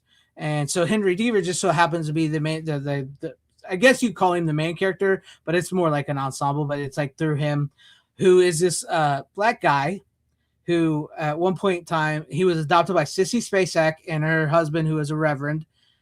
He went missing in the 90s and for 11 days, and they Sheriff Alan Pangborn, played by Scott Glenn, which is the only character from many Stephen King novels that appears in the show. The only character from Stephen King novels appears in the show. Previously played by Ed Harris in Needful Things, and by I can never remember his name. What's his name, Tom? From Yondu. From Guardians of the Galaxy. Michael Rooker? Michael Rooker played Pangborn in The Dark Half. So Scott Glenn plays him in this one. So he finds the boy, and so his name is Henry Deaver. So he comes back to town. Sissy Spacek is his mom. His mom has amnesia, or not amnesia. She has dementia. So she's starting to lose her mind, and now she is living with Sheriff Alan Pangborn, and they are a couple. And because the Reverend had passed away when he was a kid, because he fell off a cliff, and he may or may not have been a bad guy. So this, I know I'm going way into too much detail here, trying to set it all up, but it's like it's a story you really got to follow, right? You know, so like I know a lot of people were coming back to the show after they watched the Welcome to Derry because Bill Skarsgård's in it, and they were like, "Well, this show sucks." Well, no, it doesn't. It's just a slow burn Stephen King movie. It feels a lot like Salem's Lot. And there's not vampires, but what I mean by like Salem's Lot and Needful Things is what it feels like. The town, they do a great job of like with being in Castle Rock, the town of people and the weirdness that happens there and everything. So that, and with the character, it's surprisingly, I'm not surprised. The one thing is the guy isn't a writer or a school teacher. He's a lawyer. Right? So when he comes back to Castle Rock, he's a lawyer. He's not a teacher or a writer, which is a Stephen King staple. So you know, he comes to town. He tries to get this guy out of the Shawshank prison. Bill Skarsgård's character, and long story short, Bill Skarsgård's character may or may not be the reason Castle Rock experiences all the horrible things that it experiences, from Cujo to Needful Things. See a dead body. Yeah, the body is referenced. Stand By Me is referenced a lot in this. That's what I'm saying. The most references in this is Shawshank, because they go to the Shawshank prison. The Green Mile, even though the Green Mile doesn't take place at Shawshank, there's a lot of references because, let's just say, like Michael Clark Duncan character, you know how he can heal people? Maybe Bill Skarsgård's character just is death. Maybe, you know what I mean? Maybe if he touches things or he does something, things die. So it plays in that much. And then it references Stand By Me a lot. It references the Shawshank. It references Needful Things. It references Cujo. It references Pet Cemetery. It does reference Salem's Lot because like it shows a map of the towns. So you got Castle Rock in the middle, you got Jerusalem's Lot over here, you got Haven over here, you got Derry, Maine over here. So like they're all, you know, and it does reference the Dark Tower setup. So that's, I know I must be the only one into this, but I was really got into this show. And though my two complaints about the show is too much J.J. Abrams storytelling. His mystery box shit is ridiculous. It does hurt the show a little bit. And the ending, the final episode, is a little bit of a letdown. I was a little let down by the ending because I was really getting into it. It's only 10 episodes the first season, and I was a little let down by the ending of the show. I was like, really? That's how you're going to end it? So I was a little upset with that. So I did buy season 2, and like you said, Tom, I've heard season 2 is where it goes off a cliff real bad. I still haven't seen it, but I mean, you telling me a Stephen King story has a disappointing ending? Very similar. Yes, very similar. And watching the special features on this, it's clear Stephen King didn't have jack shit to do with this. See, it cracks me up because it has his name, says Stephen King and J.J. Abrams. Which on one good thing, it's a good thing Stephen King didn't have anything to do with this because we all know who Stephen King is nowadays. The bad thing is like maybe it's a little too much J.J. Abrams interference with the whole mystery box story. Because like I was watching special features, it really feels like the two guys that created the show were trying to make sure it's maintained Stephen King, but we're trying sort of also had to be like, hey, you know, it does say J.J. Abrams' name on there, so do a little bit of this.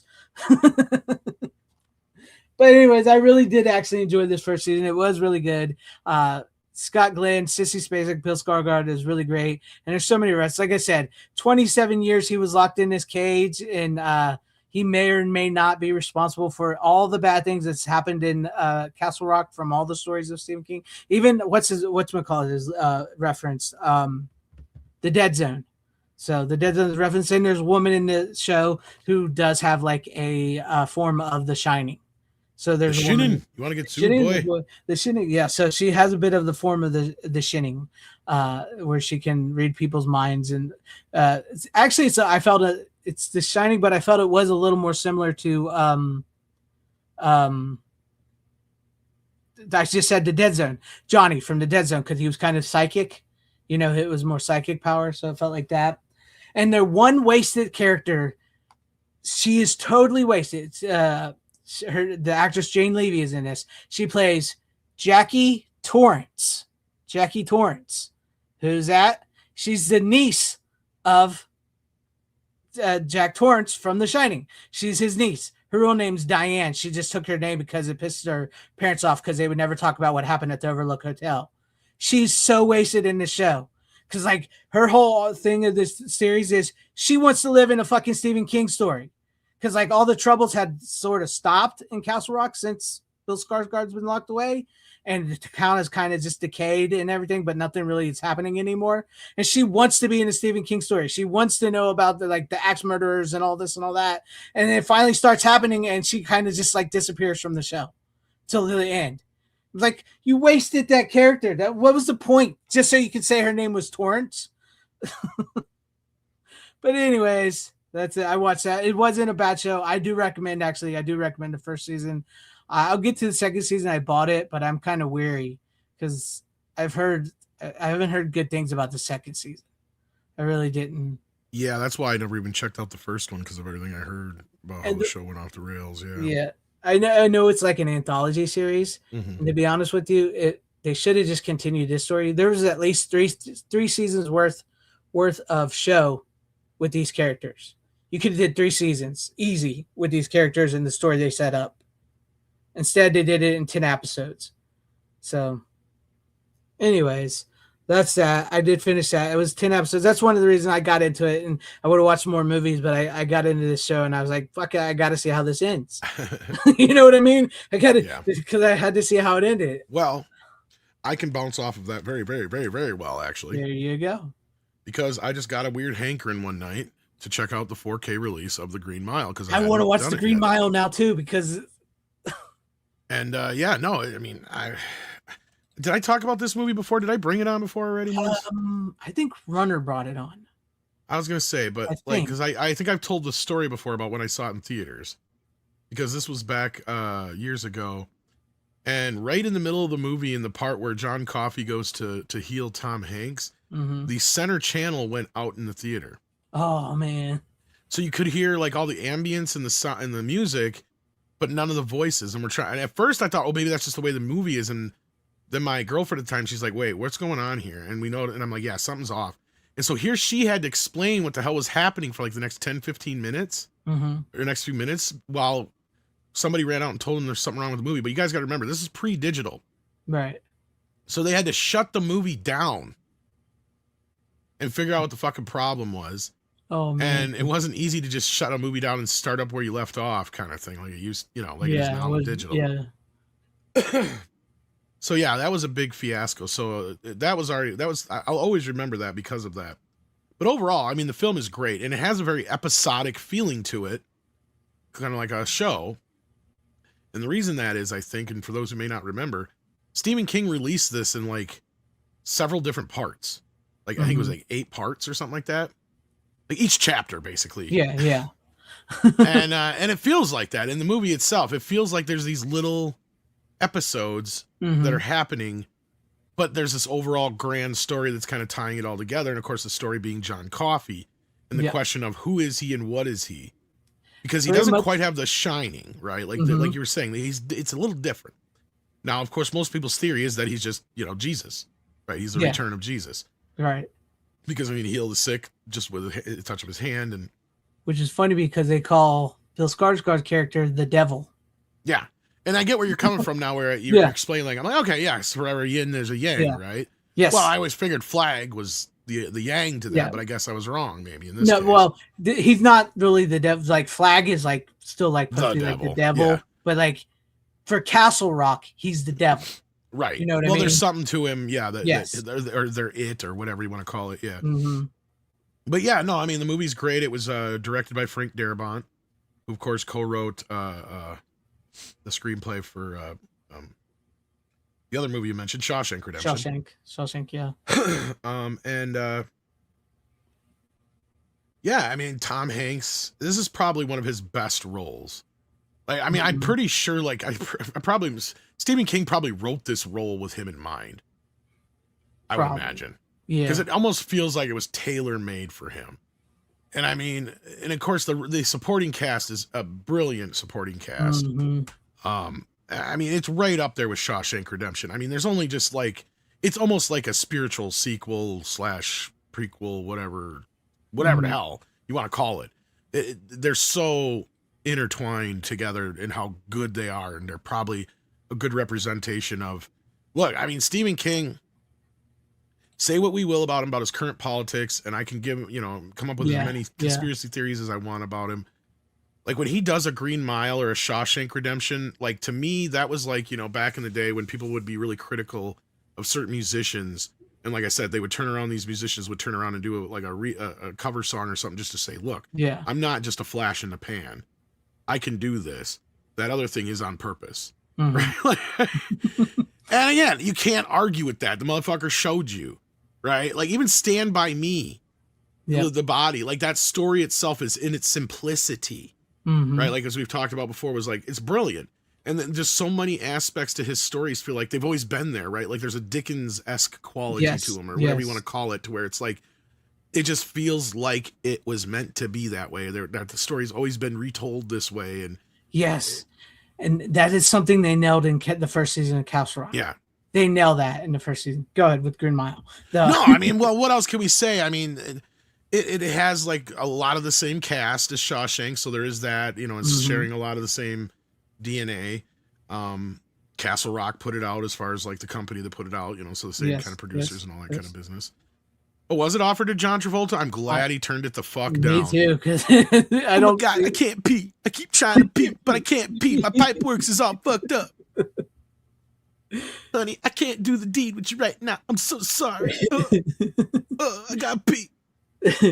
which is really, really funny, because like it is like truly is like the yin and the yang, because you're talking about this and how John Coffey is like such this great good character and everything, and how everybody, he helps people and everything. It's like he's also kind of the, sorry, I didn't mean to interrupt you. No, Go ahead. He's also kind of like the ground zero for the magical Negro problem. But anyhow, continue your point. Yeah, I get you there. But no, it doesn't help that he's all like, yes, sir. Yes, boss. Yeah. Yes. Which is funny, though, because like in the first like 4 episodes, which takes a lot of place at Shawshank, the prison, before it gets out of there and it goes into the town and everything, is like there's so many nods to the Green Mile, not so much Shawshank Redemption, right? Because like, you have him, this Skarsgård character, they find him, they put him in a cell. They can't hold him because there's no charges. He's not on fingerprint. He's not a record. They have no freaking clue where he came from. All they know is that the original warden, he's not the original warden, but the warden locked him up and said that God told him to, that he was the devil. So like you see a mouse walk across, and it's very much meant to be Green Mile. And anybody's Mr. Jangles. Yeah, and the mouse, Bill Skarsgård looks at the mouse, and the mouse dies. Right, he gets caught in a trap, gets killed, and like there's a prison guard. Well, that's not Mr. Jingles. No, it's like the complete opposite. Like you're going to, and like there's a prison guard in there who is like the opposite of what's his name, the asshole in the show, in Green Mile. Percy. Percy, yeah. You know how Percy's such an asshole, so mean to him and everything. Right, there's a guard in there who's so good, who wants to help him get him out, and he gets. Oh yeah. Oh god, what the fuck is the actor's name? He's so great in that plays Percy. Yeah. Fucking pitch perfect. Yeah, he plays him so bad in that, like, oh man. Is he the one that gets the moon pie spit on his face? I haven't seen it in a while. I've been wanting to see it. Yep. Which one gets? Yeah, Percy gets the moon. But yeah, that's No, the moon pie. Yeah, who gets the moon pie? Was it him or was it Tom Was Hanks? it- I can't remember now. yeah, I just Doug watched it Hutchins. and I can't remember. I know. I've seen it a bunch of times too. I was thinking about rewatching it after I watched this show. Doug Hutchison. Yeah, he got in trouble though because he married that 17-year-old girl. So If it's legal in that state, you can't say shit, I guess. yeah, but no, it's like there's so many parallels to that. It's like that's what I was talking about. Like I was getting into the show because there were so many damn great parallels in the beginning, but then when you get to that final episode and some of the J.J. Abrams stuff, I was like, damn it. Yeah. Yeah, and David Morris is great in it because Brutus got the boom pie, that's right. Yeah, Yeah, David Morris is great in it because this is one of the few times he plays a good guy. Because normally he plays the brute, right, or the bad guy, Yeah. the heavy, and the main bad guy's right hand man, right? Like like in The Rock. Yeah. I mean, that is a really good movie. It is like when he writes stuff like that, it gets really good. It gets really good. I like that. And like even like the Shawshank Redemption, it's like there's no supernatural elements to that or a horror movie. It's just like that is just such a great story and movie in general. So No, and I love the Sam Rockwell character is great too, right? Because I mean, he is such a just his whole shtick, his whole thing, and how he sets everything in motion, and you know how Coffee just doesn't want to be around him, and how he knows he's a bad man. Like, you know, he's a bad man, boss.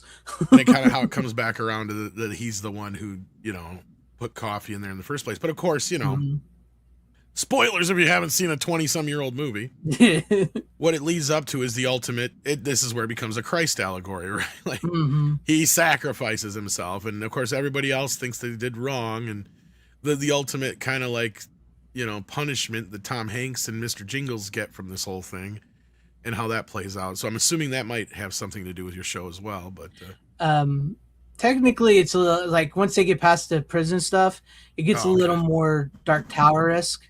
Oh, okay. You Yeah, know, I was gonna say the other thing is like the Dark Tower already kind of did this stuff by kind of connecting all the universes a little bit. But yeah, because when you not to spoil too much, is like once you get it further to the thing, it starts to deal with alternate universes. So. Like, because all Stephen King's worlds are connected through the Dark Tower to that tower. In the Dark Tower, it connects all their universes and combine and stuff like that. So there's references to like being able to go through alternate worlds. Brian asks how Sam Rockwell's character got arrested. I don't remember if they say it in the movie, but I think it says it in the book or whatever. He killed a guy during a robbery or something like that. Yeah, something like that. Like they just it's like something completely him. unrelated. Yeah, but he's on the Green Mile for murder. Obviously, because that's the only thing you would be on the Green Mile for, and you had to be it had to be cold-blooded, first-degree kind of murder shit. Yeah. Yep. That's kind of. I mean, that's the implication. Even though he gets old, he just forever. Yeah. Which that is kind of a punishment because, like, okay, like for killing such one of God's great, whatever. Isn't that what he says? Like for like. He takes it as a punishment, yes. Yeah, he kind takes of it as like a punishment. for allowing one of God's creations to be killed or destroyed or whatever. And but Coffee wanted to go anyway because he was tired, boss. I'm tired, boss. And so he does get immortality, but he gets really, really old. So he ages, but he doesn't die. So. And you got to stop and think about, like, because I think he even points it out, like, you know, how old Mr. Jingles is in mouse years. Think about that for a minute. Yeah, because like, and he starts to think about how long he's gonna be on this earth, and like, yeah, it is interesting. It's such a good movie though. It does by the end of that movie, man. If you're not feeling something, well, and speaking of feeling, it doesn't even feel the 3 hours that the movie runs. No, it right? doesn't. Like, I mean, it just clips long. And the beauty of it is there is those sections, like I said, where you can just kind of cut off yourself and come back to it, because it does have that element of serial kind of to it, which was the way the novel was released. So the King did make sure that each kind of little story had its own little ABC thing going on in it, along with the overarching tale. So yes, yeah, it's I know I've kind of been into some Stephen King stuff lately here because I was watching some of his movies, but like. I don't know what it is. It's just like you said, like there's something, yeah, he's crazy. I don't care about what he thinks about now, but the shit he created and wrote and became movies, there's just something about them that just it draws us into them. And like you said, it's like these stories are there; they've always been there, and like you could like even like creating that show. It's like, yeah, we're not basing this off any of his novels, but we're setting this in his world, and it's always been there. It's like that's a great idea for a show. I think J.J. Abrams ran it into the ground and ruined it before it had a chance to actually be something. You know what I mean? But that is like such. His stories are just timeless. They really just are timeless. And I love the Green Mile. I almost watched it. Almost watched it after I watched the show because of that. But it's good. That's good. Good choice. Good choice. Yeah, it was completely sporadic. I mean, I didn't even expect you to watch, the Castle Rock show or anything. Oh, I actually started it like 2 weeks ago. It's 10 episodes, so it took me a while to finish it. I mean, that's kind of where to help kind of pad out and slow down my movie viewing as much lately, I've been watching some more shows. So, I mean, eventually I might bring on some shows here, but nice. Yeah. I don't know. I don't know if I'll get to the second season right away because I kind of am interested, but I don't know. I'd rather watch the good stuff. But yeah, if you want to do another one, because I have one left, and then you do this, and then I'll do that, and then you do one more because you got three left. Like the drink, ma'am, but not spelled the same. Oh, when he takes. Didn't he get an Oscar for this? I'm pretty sure this is the one he won an Oscar because that was like I say, that was kind of the whole problem with this movie. Is it really set the whole magical Negro thing in motion between that and Bagger Vance and a couple other films that really. At that moment in time, and that's the reason I'm bringing it up is to humiliate Hollywood, right? It's like these fuckers sit here and grandstand and act like they're so pompous and perfect and ahead of the game. It's like, no, you motherfuckers have done some of the most racist shit in the last 20, 30 years. It's true. I'm looking at you, Stephen King. John Coffey is a very racist stereotype. Mm-hmm. He's a great character, don't get me wrong. We love to love him, especially because he's played to perfection by Michael Clark Duncan, but there is a very big problem we have here. Very sort of Uncle Thomas type character. I mean, and I get it. It's kind of difficult at first. If you stop and think about it, it makes more sense because they don't really tell you very well when the first movie kind of takes place.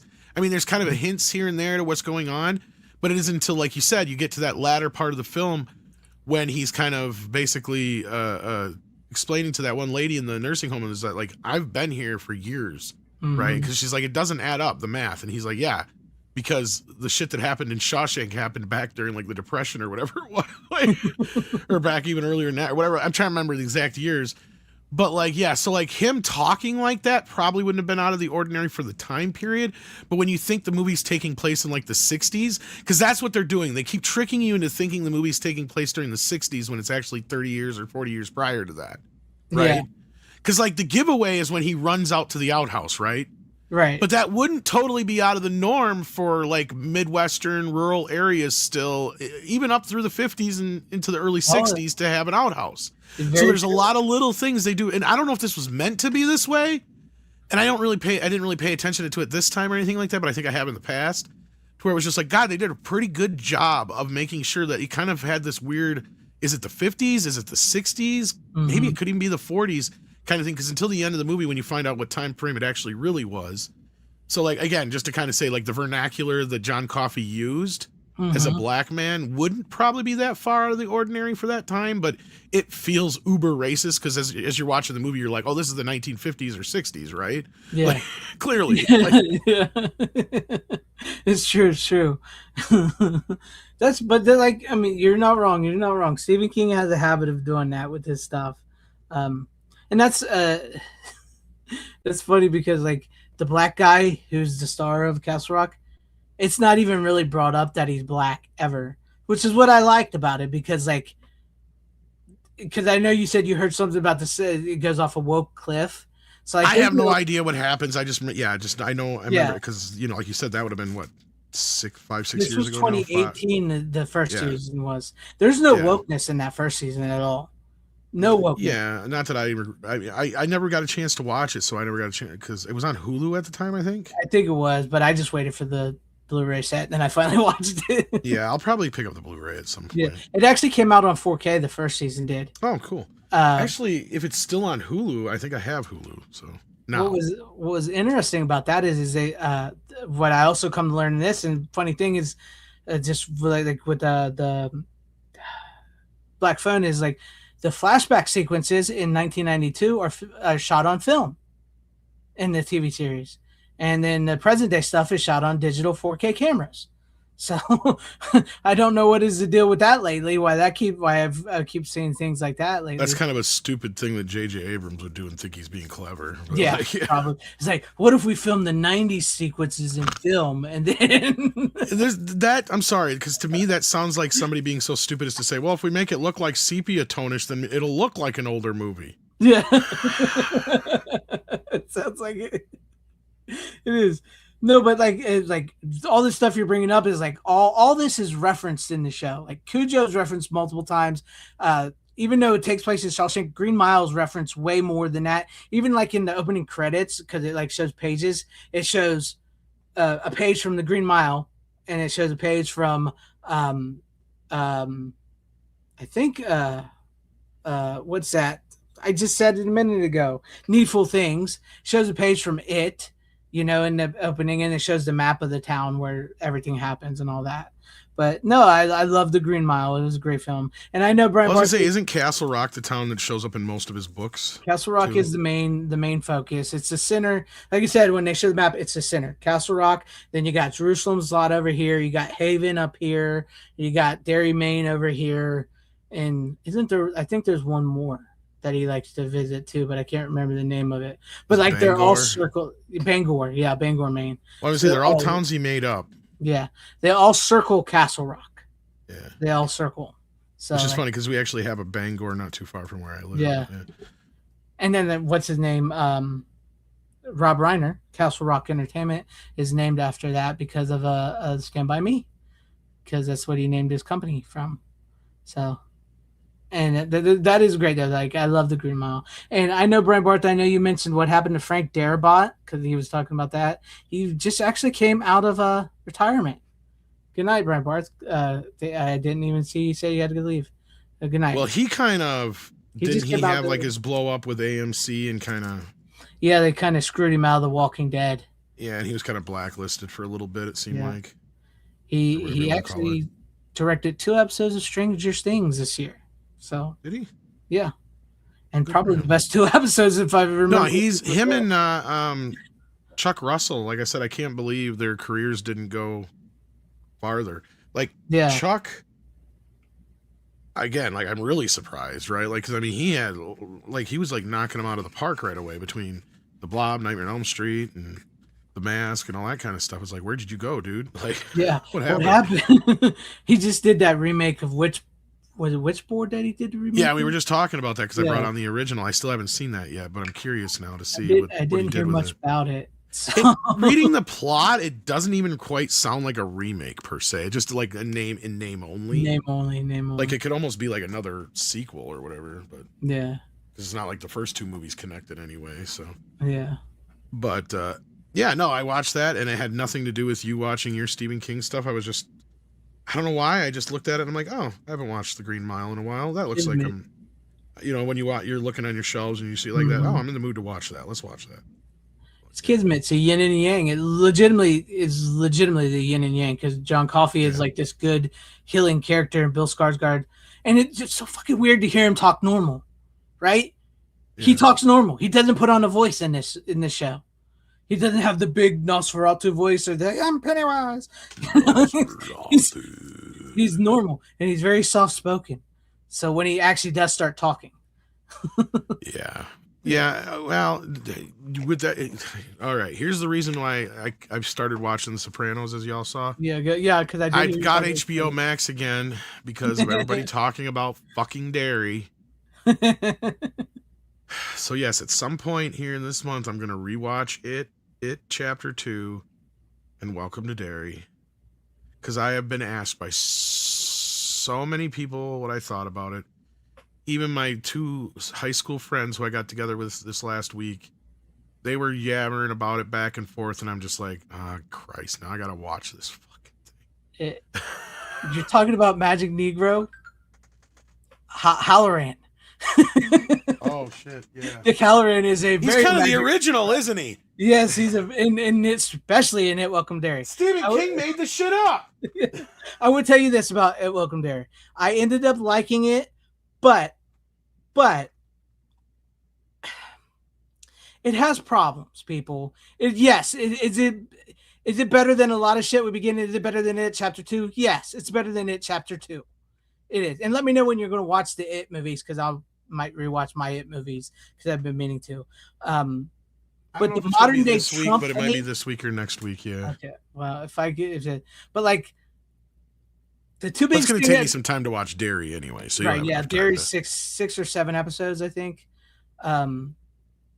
Nobody's talking about this, but it falls prey to two of the biggest modern day tropes that I can't stand. That does put a big dent into the show. Orange man bad and no white man is good. So even They the actually one mentioned Trump in the fucking show. like I said, there's literally a line. They don't mention Trump. There's literally a line where there's a character who you think is kind of good, but he wants to make America dairy. That is uttered in the show. He wants to make America dairy, and you know what it means when he says it.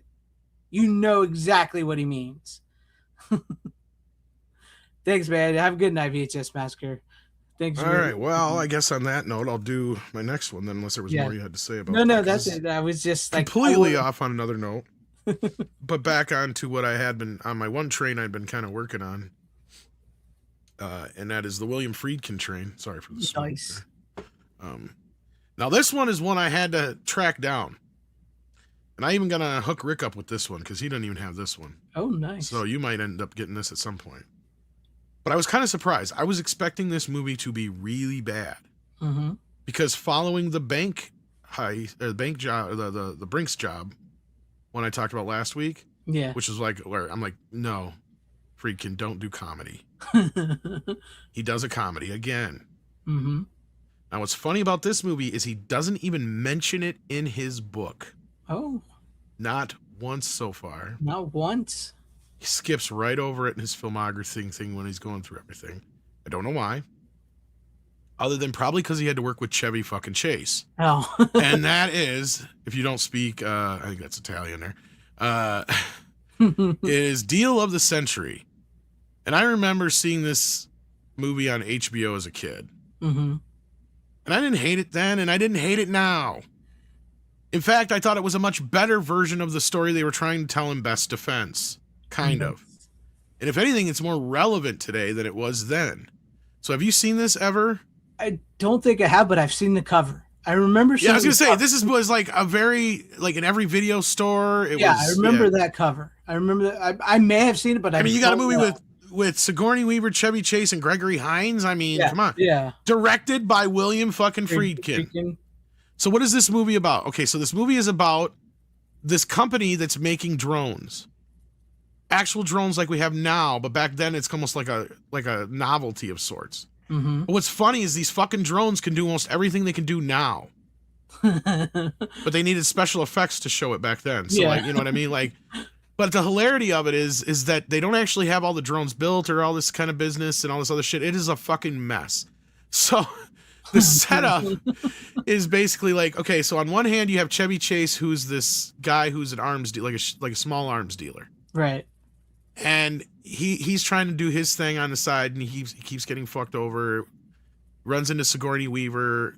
That part happens on one end. On the other end, you have this company who's trying to sell these drones. And the guy who's supposed to be selling them is sitting in this hotel room waiting for a phone call. And it's the inconceivable guy. He's like, my wife left me. I need to leave. I want to leave this room now. And so and Chevy Chase has just been through hell when he runs into this guy. Like, this movie is actually funny. I'm like, I take it back. William Friedkin managed to make a decently funny film. Now, this is his domain, though. Yeah. Right? It's that very... Wallace Shawn, thank you. It's that very dry... And it works for Chevy Chase, too. That's the beauty of it. It's that very dry kind of cynical humor that I get. This is where Friedkin... And I can't believe this movie is It's hated by the critics. It bombed at the box office. Jeez. I don't know what the fuck happened here. I'm watching this movie going, "What? This movie is not nearly as bad as I think everybody makes it out to be. Maybe it's me. Maybe it is me." So anyway, so like this guy, he's like been waiting by the phone for days and weeks or whatever for this phone call to sell these fucking planes or these drones. And Chevy, on the other hand, could sell, you know, a ketchup popsicle to a lady in white gloves, right? Like he's a great salesman. So this guy ends up killing himself. Spoilers. And so then Chevy's like realizes that this guy has this big multi-million-dollar deal that's hanging in the wings. And of course, ironically, the moment after the guy shoots himself, fucking the phone call comes through. So Chevy brokers the deal. And he gets back and realizes his deal ain't worth shit, but then the company can't believe he was able to sell these things the way he did, so they give him the job. Mm-hmm. So then they send him out there to sell these drones that are pieces of shit. You can tell it's a very Reagan era-esque comic. Right. Like William Friedkin, like this is probably his most /political he's ever gotten in this era, and I mean, it's not even like today's type of stuff. It's just the whole idea of, the military and how they work shit and the arms people and how they run shit. It's like, and even asks like all the questions of like, you know, the typical stuff, like how can you live with your life? Because that's what Gregory Hines' character is great. Because he's like having this existential crisis of what am I doing with my life? I'm selling these weapons that kill people, right? You know, like... So it has all these tropes and things of films in the last 10 years that have been praised to death, right? Like from like what was that one with Nicolas Cage where he was the arms dealer? God of War. Lord of War. God of War, and then there's the other one with War Dogs with War Dogs. That's the other one I was trying to think of. And there's a couple other ones. The American, the Tom Cruise one. Oh yeah. What is it? American? Yeah, didn't I just bring it on not too long ago? Or no, I don't think you brought that one. I haven't, but I haven't watched it then yet. But I have it. I just bought it not too long ago because it was on sale. Something I remember. I know. Yeah, American something or other. Like there's tons of these movies now. There's even another one too. We're forgetting, or 2 or 3 of them now. That there's a ton of these kind of movies, and it's like, why was it this movie was so panned and hated at the time it came out? If it had come out in the last 10 years, this fucker would have won Oscars. Right. For how tongue-in-cheek cynical it was, and especially in the era where we have all these drones now, where that's all it's about, because that's the whole idea is they're trying to sell that, why would you want to kill all these pilots? They're not making more pilots, but we're making more of these, you know? Yeah. American Made, that's the one with him. But what's the other one I'm trying to think of, too? There's another one that was even before that predates it. Oh, shit. I'm trying to think of what it was. And I'm trying to remember. And the significant reason it's sticking out of my brain is for some reason they cropped it off when they put it on DVD. They didn't put the 235 version out. Ooh. Lionsgate. What the hell movie was it? But it was a movie like this, basically. But yeah, so no, I was kind of surprised at how much I actually enjoyed this movie. I was expecting to hate it. Nice. No, I kind of want to see it. Well, I mean, you're not the only one that. What's his Tyrell there said he really liked it. Salt in Theaters, he really loved it. So. Yeah, I don't understand why it's so maligned or whatever the word is that I'm looking for. Because like, it has a 10% on Rotten Tomatoes. Is that the audience score or the? The audience doesn't say the audience. That's just from 10 reviews. So that'd be all the reviews of the time. And it has an average on Cinema Score of C-. Oh man, there's not many movies that get a Cinema Score.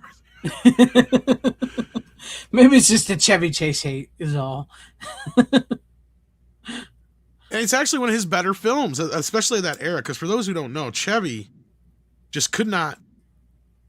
Like this year was like the year he finally broke out and had luck with National Lampoon's Vacation. Because up to this point, the only ones that he had done any good with was the Goldie Hawn film.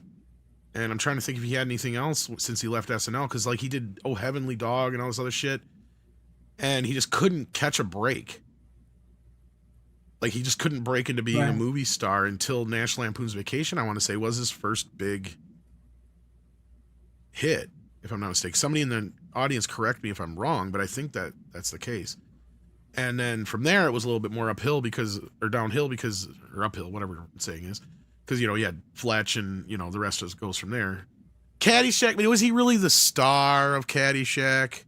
Modern Problems did not do that great for him, though, did it? No, I don't. Maybe it did. Maybe it did better than I thought I remember doing. But yeah, the two Goldie Hawn films, those did okay, especially Foul Play. But other than that, he just could not catch a break. And because I remember even before his interview coming out, there was an older thing where he was talking about it, and you could tell that he was jealous of Eddie Murphy and Bill Murray and how they were having more success than him. Because Bill came out and his first movie was Meatballs, and that was a hit. So yeah. Bill Murray came out rolling. And then he jumped through Caddyshack into, Ghostbusters and all that stuff, Tootsie, and, he was doing fine. So, yeah. Yeah. That's pretty cool. I don't think I've ever. I remember the cover, but I don't think I've ever seen this movie. I don't think now I kind of want to see it. That's two movies you made me want to kind of see. When did Spies Like Us come out, RJ? I'm trying to remember. I thought that was like 85, 86, so that would have been post. Yeah, I was gonna say that was a little later. Yeah, came out in 85.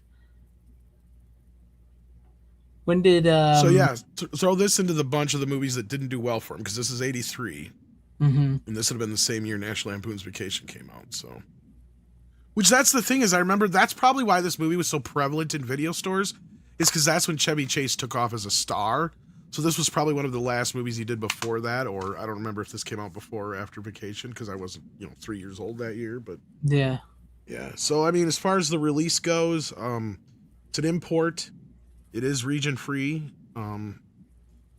It seems legit. Does it have the Blu-ray logo on it? That's a good question. Yes, it does, and it is an actual printed Blu-ray. But for foreign shit, that don't mean shit. It actually has a reversible cover art, actually, which is weird. Really? But it doesn't. I wish it was one was English and one was the other. So, Rick, if you're listening, when I send this to you, if you can send me just the slip, that'd be great. Yeah, it's just a change in the color is all it is. You got one that's like yellowish with a blue bottom, and then one that's all blue. Yeah, I remember the blue cover. The blue is the main one, and that's why I switched it to that one for the video. Because, once you see this, you're like, oh, God, yeah, I remember seeing that in every fucking video store back in the day. This is probably just never rented. I don't know why. I remember seeing it, like, when I'm watching it, I'm like, oh, I've seen this movie. Because I'm like going, oh, okay, I remember some of these things, like just little bits and pieces here and there with Chevy Chase and stuff like. And for some reason, the part with Wallace, what's his face? That's I remember. Yeah, Wallace Shawn. Wallace Shawn. So maybe at some point when I saw it, that was probably where I came into the movie, most likely. So I didn't see like the beginning or anything like that to remember the name of it. And again, it's kind of I mean, the title is fine for the movie, right? Because it does become the deal of the century for them once they, once they realize what's going on. But like, so that fits. But it's kind of a generic-ish title to where I just don't remember what it was. Like, it just kind of got lost in the shuffle. And I had no clue anything about it until I'm looking up William Friedkin's filmography, and he didn't mention it in the book. So he kind of jumped over it, because I'm already into cruising and shit. And beyond, or beyond, he jumps from cruising to the bank job to live and die in L.A., so he completely just goes over this movie. Doesn't mention it, doesn't say a fucking word about it, doesn't say, like, the worst human being I ever worked with was Chevy Chase. That's all I have to say with the deal of the century. Oh, and Sigourney Weaver's lovely. He doesn't even say that. Like, he's just said, I don't want to relive it. I don't want to even think about it, that man. Like, I can't even believe he's like, the only person I could think of who'd probably be more difficult to work with than me is Chevy Chase. Like, I don't know, maybe they didn't have trouble. There's like, I couldn't find a fucking thing about the movie other than it was just hated by critics. It bombed badly at the box office.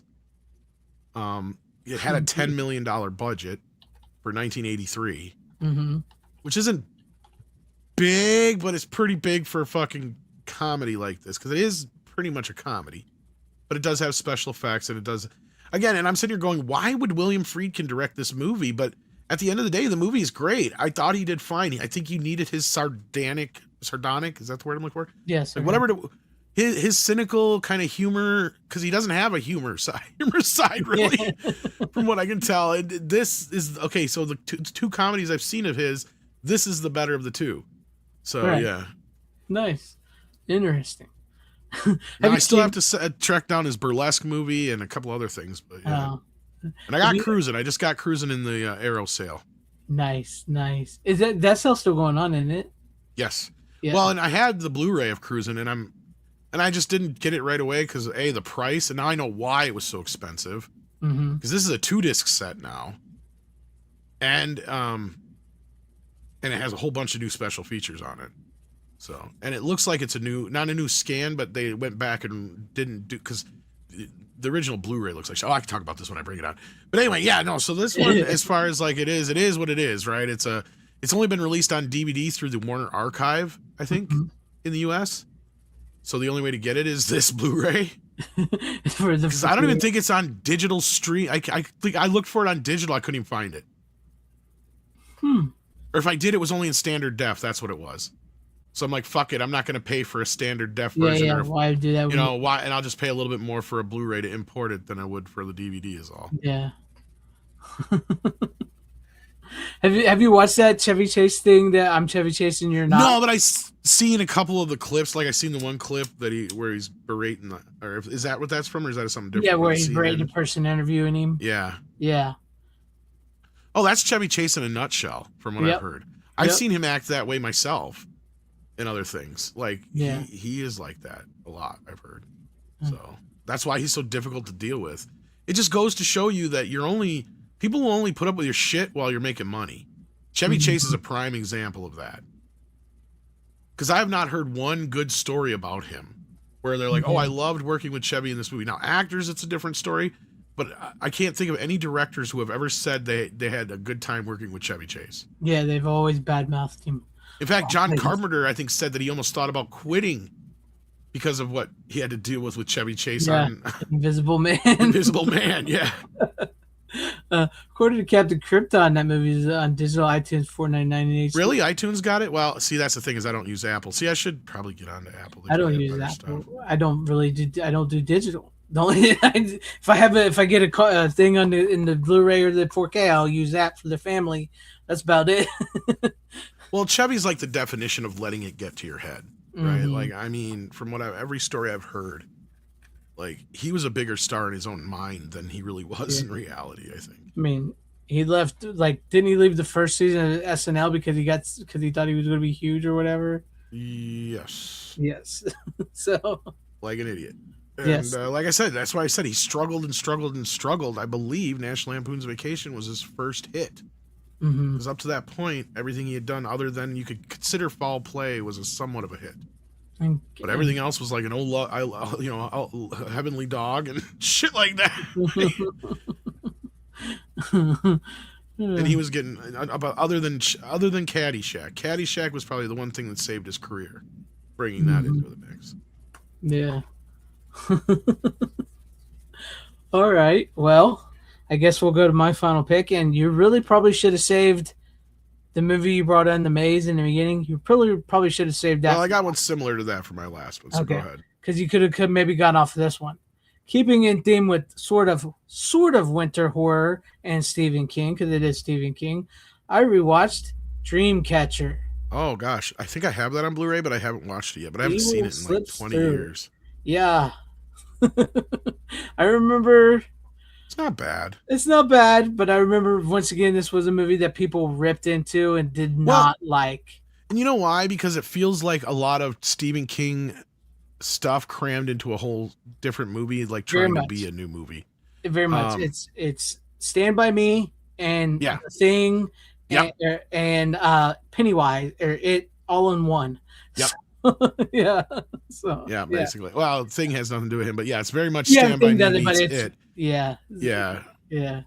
No, I think the biggest problem with this movie is I figured it out this time, because I remember so many people were like, they say they hate this movie. They think it's and parts of it is unintentionally funny because it is, but it's got a decent cast too. Oh, it's got a hell of a cast. But I think I know the problem, because the way it's presented like it's Lawrence Kasdan directing a Stephen King movie. It has Morgan Freeman. It has Timothy Olyphant. It has Tom Sizemore, Donnie Wahlberg, Thomas Jane.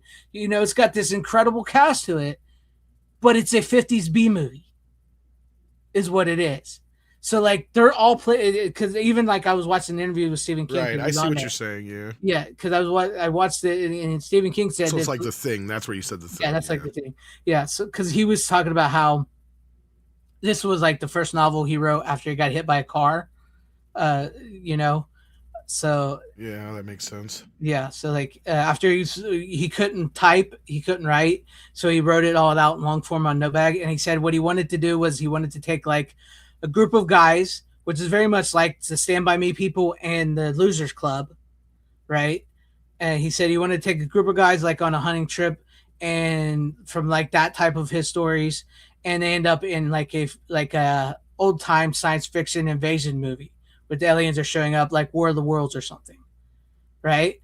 So like I figured it out watching this because I have heard so many people complain about this movie. It's like this movie is a 50s B movie made in what year was it, like 2000, Yeah.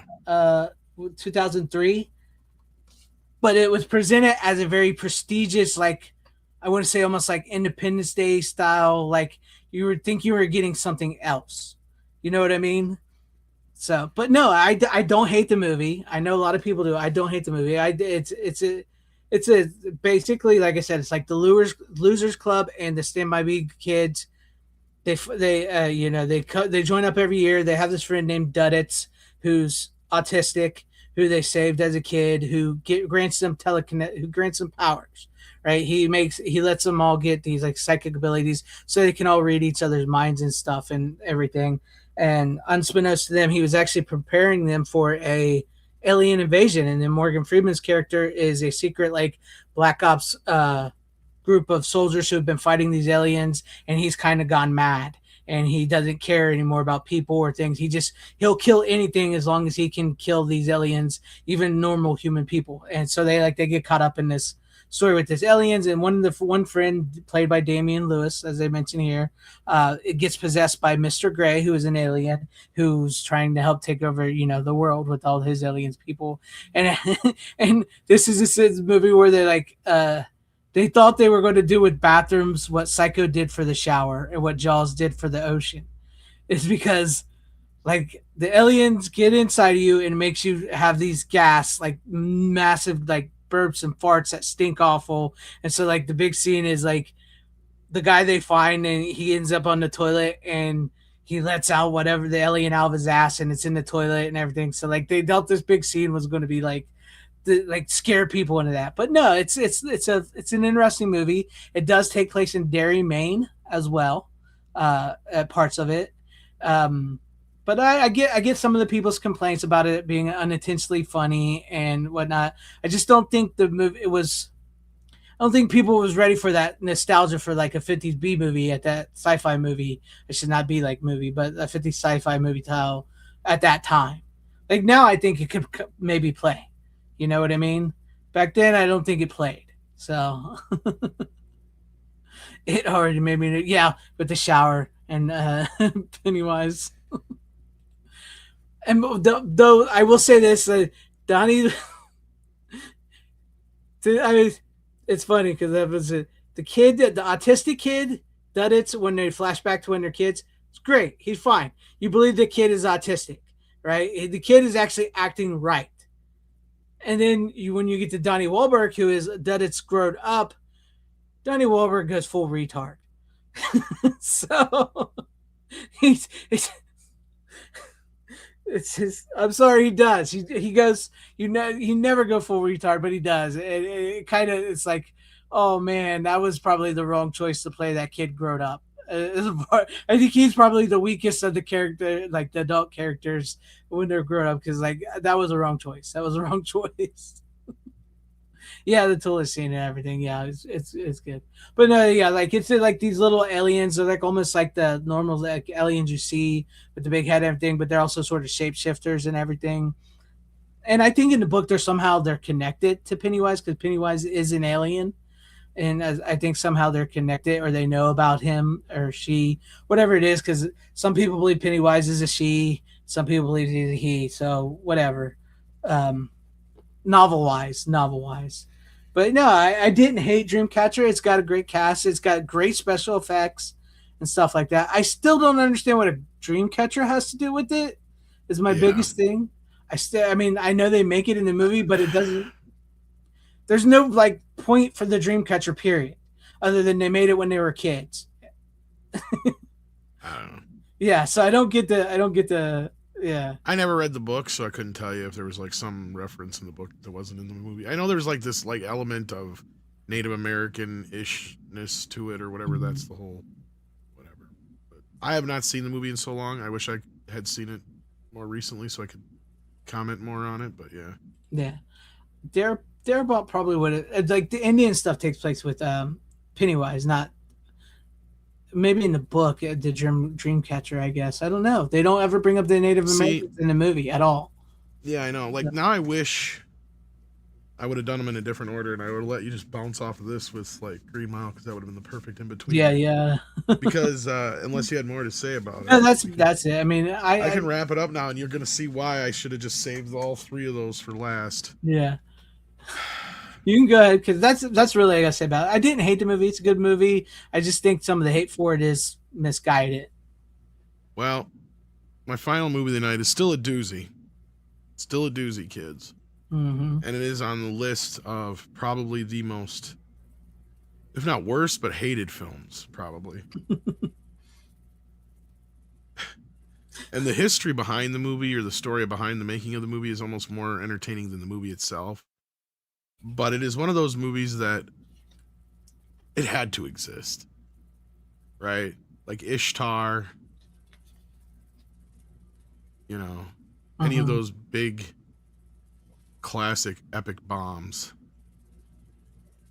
There was only one time though where you got Marlon Brando to play Dr. Moreau. Oh. Now Yes. you see why I should have done this with the maze, right? All Yes, at you the end. should have. Because I also have the making of Island of Dr. Moreau, Lost Soul, I don't which want is to cut about off the real original quick. director having a breakdown and Yeah. being replaced on the movie because of all the batshit craziness that went down during the making of this movie. And Right. the movie's result, it's almost like it should have turned out like Apocalypse Now, but instead it turned into Apocalypse Wow.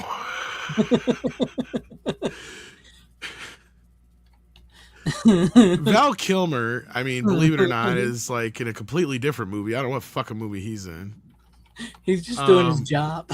And so is Marlon Brando. Yeah. And the main guy, he's the only one who's in the actual movie. And then when you find out what this movie was supposed to be, how it came about, what it's all about, it's like, oh my God, why didn't they just shut the movie down? But you find out they couldn't. Robert Shea couldn't afford to shut this down. Yeah. They had way too much money in it, and he was so pissed when they hired Marlon Brando. Because they had just worked with Marlon Brando on Don Juan DeMarco. And Robert Shea said he was the worst fucking actor I ever had to fucking deal with. Because Marlon comes in to this thing, okay? Mm-hmm. He's like, oh, I'm gonna put my, I want my face to be white. I want a mini me. No, that's a whole different story. I'll get to that. Yeah. So he comes in and he decides he's going to play this character, and he goes, oh, I also want a dental attachment, so I want teeth. So, and then he finds the voice, and it's this really weird voice. Like, this is almost like Brando being anti-Brando at this point. Mm-hmm. And he was, kind of. And then, because one of the actors turned to him and asked him, he's like, well, what's the fucking deal with all this makeup shit? He goes, I'm just trying to be fucking weird.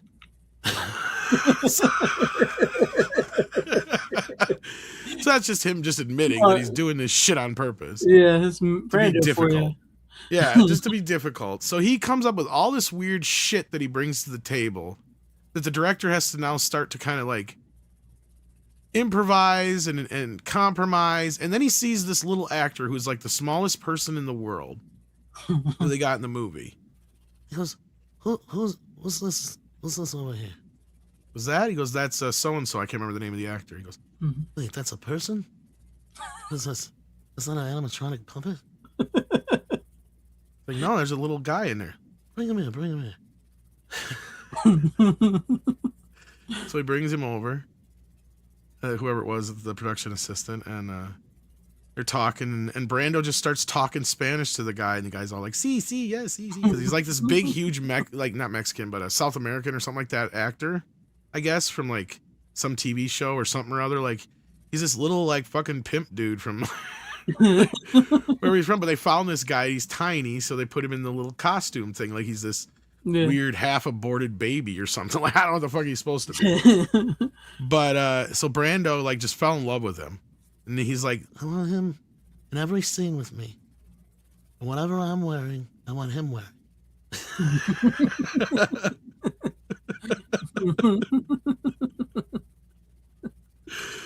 So hence, Mini-Me was born. Yeah. No, folks, it didn't come from Austin Powers. This is where Austin Powers yeah, got that's it. where you got the idea from. And so that's another fucking wrench that Brando threw into the mix of this thing. So at some point, the director goes fucking mad. Like literally mad. Because it's this little indie director guy who has this big ambitious idea of how he's going to make this grand modern take on Dr. Moreau. He's got fucking Marlon Brando. Initially, he had the guy from Northern Exposure and James Woods in the movie. And all of a sudden, Val Kilmer, who's fresh off of Batman Forever, signs on to the picture, and then last minute decides he doesn't want to be in the fucking movie. Yeah. Because he was initially supposed to play the lead role again. So then he wanted to play the other role, and so they pushed out, because the guy who was on Northern Exposure backed out of the picture. Mm-hmm. So then they got Val in there, and then Val's like, "I don't like this character. I don't want to do this movie. I hate it." And what got him to stay was, he goes, "I want to play the James Woods role."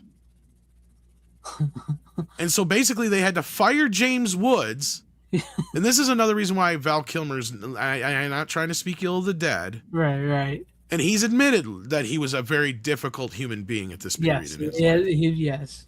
He basically got another fellow actor fired just because he didn't want to play the fucking part he was playing.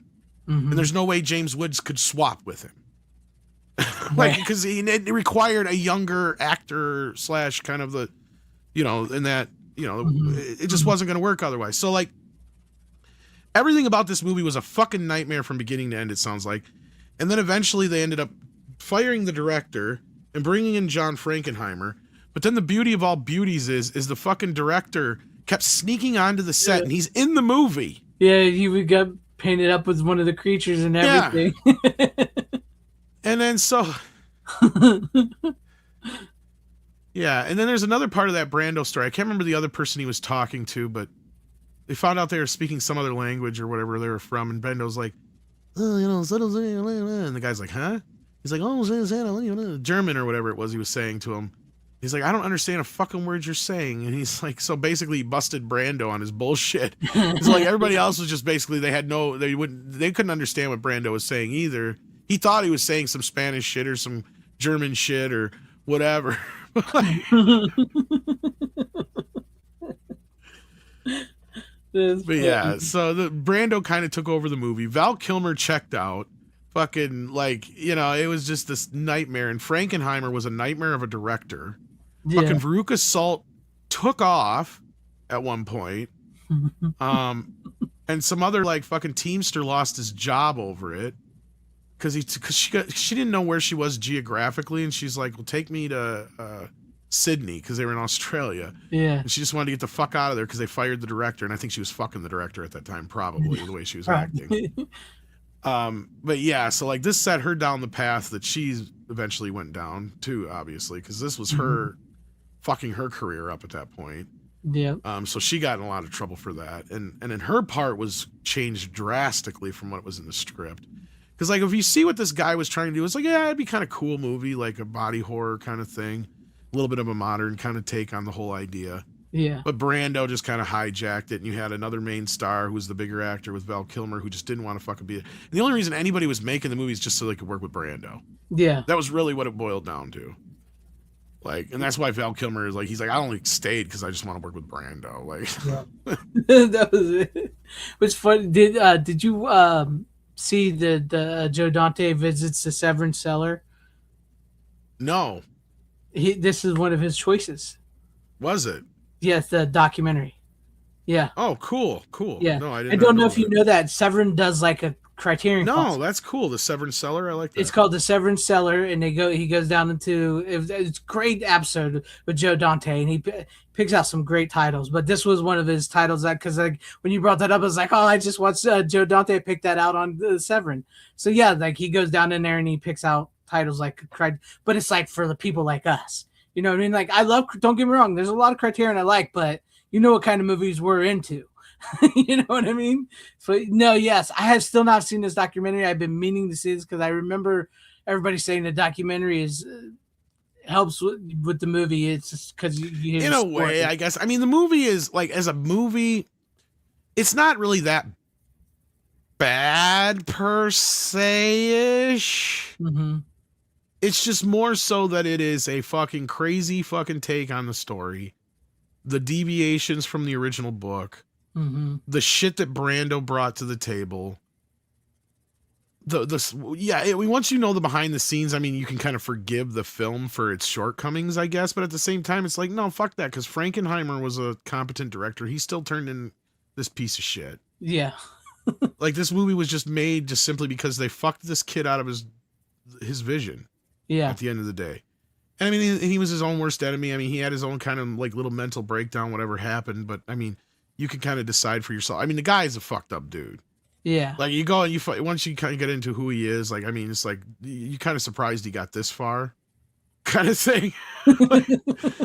like dude's a little out there. But I mean, a lot of these guys are. So, I mean, it's a fun journey. It's a journey I've been meaning to take for a while. I should have saved the maze to do it last, right after this. Speaking of like body horror, man, people, monster, animal mix things. Like, Yeah. It happens. It happens. What I mean, can the you say? effects are actually kind of good. I mean, in that respect, I mean, you can tell they did spend the money there. Right. But just overall, it's a very poor presentation of what the movie is. Now, as far as the scan and everything, it's a 2K scan of the inner positive of the director's cut, and it carries over the original theatrical version from the old Blu-ray, which I had, but I couldn't find.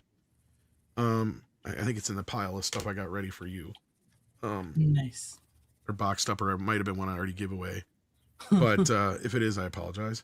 But yeah, so like, I watched some of the other stuff with it. I mean, it'd be nice if the two films, the documentary was with the movie, but Yeah, that'd be nice if it came out with this. Well, like Shout Factory owns. Well, I don't know if they own it anymore, but didn't they put out the doctor? they did, and not that long ago. Yeah. The movie, they got the movie, the documentary. Yeah, Seven. the Severin is the documentary. So they'd I have say to get this is- somebody would get the rights and put it all together. Would be great. So I say this Blu-ray isn't even that old. I'm trying to find the year on it, but Yeah, I mean, this wasn't that old of a shelf disc. I like the Michael York version too. It's not bad. And you know, it's funny. It's like they even did this on the TV show Sliders. They did their own version of Island of Dr. Moreau. Well, there's been a few different versions. Yeah, over the years, everybody's yeah. kind of copied it. Didn't you say you had like one more to go with it, or? No, that was the two Oh, of them. I because said you I were should gonna have put the saved three the maze together. to go with Yeah. it, but yeah. Yeah, that would have bounced stuff great up because Dreamcatcher, the aliens possess the dude, and it takes over his body, and it's kind of like, you know, could have would have worked out. But no, I really do want to see this documentary.